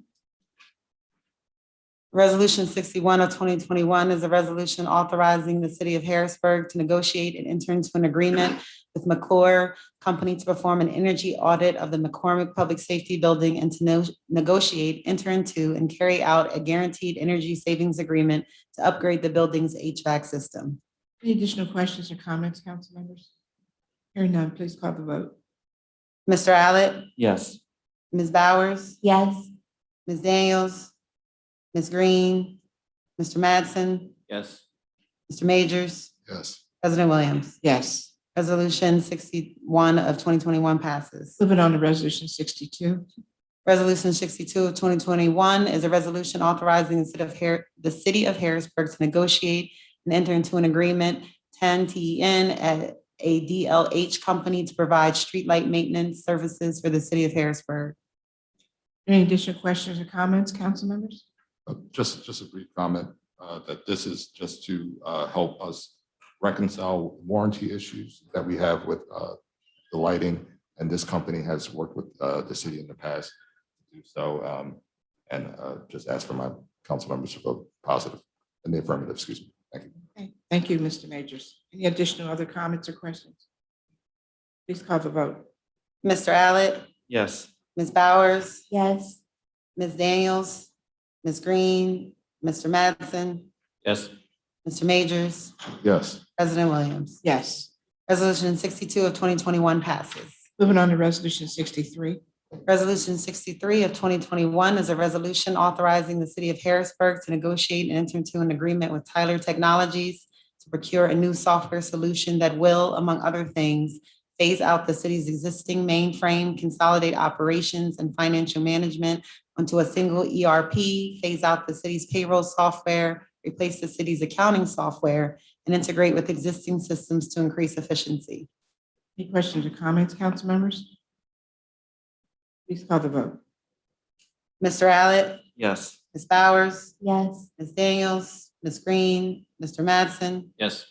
Mr. Majors, Yes. President Williams. Yes. Resolution 63 of 2021 passes. Moving on to resolution 64. Resolution 64 of 2021 is a resolution authorizing the city of Harrisburg to negotiate and enter into an intergovernmental cooperation agreement with the township of Swatera for the purpose of allowing the city to use a compost facility owned and operated by the township of Swatera. Any additional questions or comments, council members? Hearing none, please call the vote. Mr. Allett, Yes. Ms. Bowers, Yes. Ms. Daniels, Ms. Green, Mr. Madsen, Yes. Mr. Majors, Yes. President Williams. Yes. Resolution 64 of 2021 passes. Please read resolution 65. Resolution 65 of 2021 is a resolution recommending the reappointment of Mr. Wayne S. Martin to serve on the Tri-County Regional Planning Commission, TCRPC, for a 2-year term. Council members, everyone is responsible of Mr. Wayne Martin's skills. This is just to put him back on the Tri-County Regional Planning Commission. And we're asking for a 2-year term. I'm asking council members to please vote in the affirmative. Any questions or comments on that? You want to make a motion to suspend the rules if you want to have a discussion? Do we need to discuss it? I don't think you need to discuss it. That's what I'm saying. He's already, this is just 2-year term that he's we're renewing the 2-year term. That's why I'm asking any questions or comments. Please call the vote. Yes. Mr. Allen, Yes. sorry. Yes. Ms. Bowers, Yes. Ms. Daniels, Ms. Green, Mr. Madsen, Yes. Mr. Majors, Yes. President Williams. Yes. Resolution 65 of 2021 passes. Thank you, council members. Moving on to resolution 66.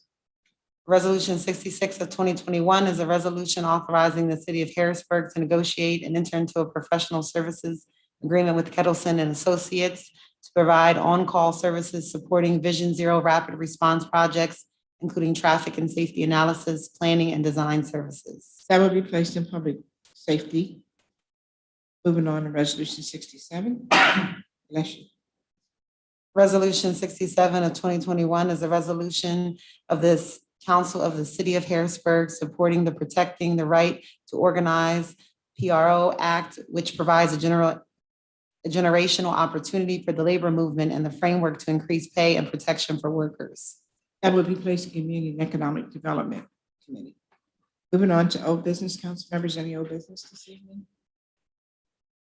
Moving on to new business, council members, Mr. Majors. Yes. First, I just want to read, make an announcement that the City of Harrisburg City Council will conduct a public hearing at 5:30 on Tuesday, September 21st, 2021. Reverend Dr. Martin Luther King City Government Center, City Council Chambers, 10 North 2nd Street, Harrisburg, pursuant to the request for legislation as follows. And the resolution that will be, the bill that will be in Public Works Committee is Bill 10, 2021, an ordinance vacating and striking from the official map of the city of Harrisburg, Mercer Street, Goodyear Street, and Filson Street within the block bounded by Berry Hill Street, South 23rd Street, Brookwood Street, South 22nd Street, pursuant to Chapter 3-109 of the Codified City Ordinance of Harrisburg. Just wanted to make that note. And then, well, I'll do that now. I'll wait for other comments. You have to do. This is for under community economic development, resolution 85. Yes. Yeah, we'll be having a public hearing September 21st at 5:30 p.m. The city of Harrisburg will conduct a public hearing at 5:30 in the Reverend Dr. Martin Luther King Jr. City Government Center, City Council Chambers, 10 North 2nd Street, Harrisburg, PA, pursuant to requests for legislative as follows. Resolution 85, a resolution of the Council of the City of Harrisburg to adopt a comprehensive plan in accordance with the Pennsylvania Municipal Planning Code. Thank you. Mr. Majors, you have additional comments? Our new business? Well, no, I guess it falls under new business because it still hasn't been addressed. This will be make this call at every legislative session that we have had since the approval of the American Rescue Plan funds. It's for a meeting request of the administration and city council to have a discussion about how we plan on using the funds. We've spent last year having a robust discussion over the summer about moving forward on public safety pieces that went successful, and we were able to get some things completed. Made this request at every city council meeting since the approval of the meeting of the rescue plan funds, and then finding out how much the city would be receiving.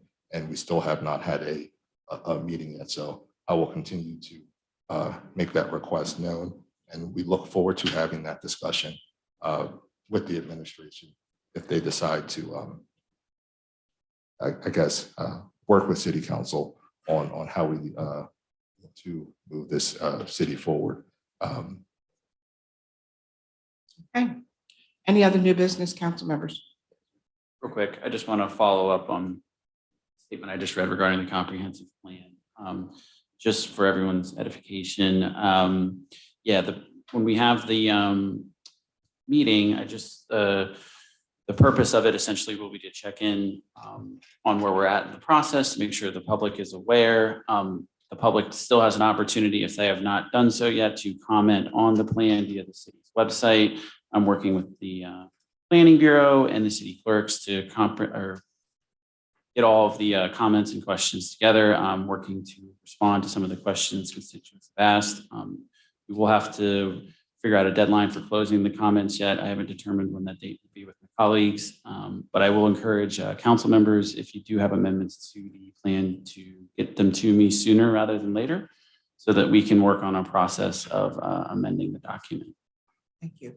And may I just because it's been a long road. Yes. Public comment is public comment. It crosses many things, not just the city of Harrisburg. And the obligation under the municipal planning code is to communicate what the public comment was. Whether the council wishes to answer questions of individuals or anyone else, or wishes the administration to, is a separate matter that is not part of the municipal planning code. Certainly your discretion, but just want to point out between the obligation that the council has with the process versus its discretion on the questions. So I'm not sure, at some point it's either more questions than comments. And there's not an obligation to put every question that came into the package. What you put is every comment that came into the package. That's what you're trying to get to and to comply with the statute. Yes. Yes. Any additional new business? Okay. Ladies and gentlemen, we will have a work session next week, and we may follow up with a special legislative session. My understanding is it was a request from council to look at Leonard Sloan asked that he wants to present to council something to rename the street Thomas Chester Way. So he asked that we let him present this and then vote on that. So I'm just letting you know that we may have a special legislative session. Mr. Majors and Mr. Mattson, you talked about you focused on the city council meeting notice of the public hearing. I just want everyone to know that the meeting does start at 5:30, but it would continue on because we have one bill, one resolution. And interested persons are invited to attend and express their views. And copies of both the bill 10 and resolution will be available from the office of the city clerk at the Reverend Dr. Martin Luther King Building, City Government Center, 10 North 2nd Street, Suite 305, Harrisburg, PA. 17101-1681. Phone number 717-255-3060 during normal business hours. If you have any questions, you may contact the city council office and speak with the city clerk or the assistant city clerk regarding this public hearing that will take place on September the 21st.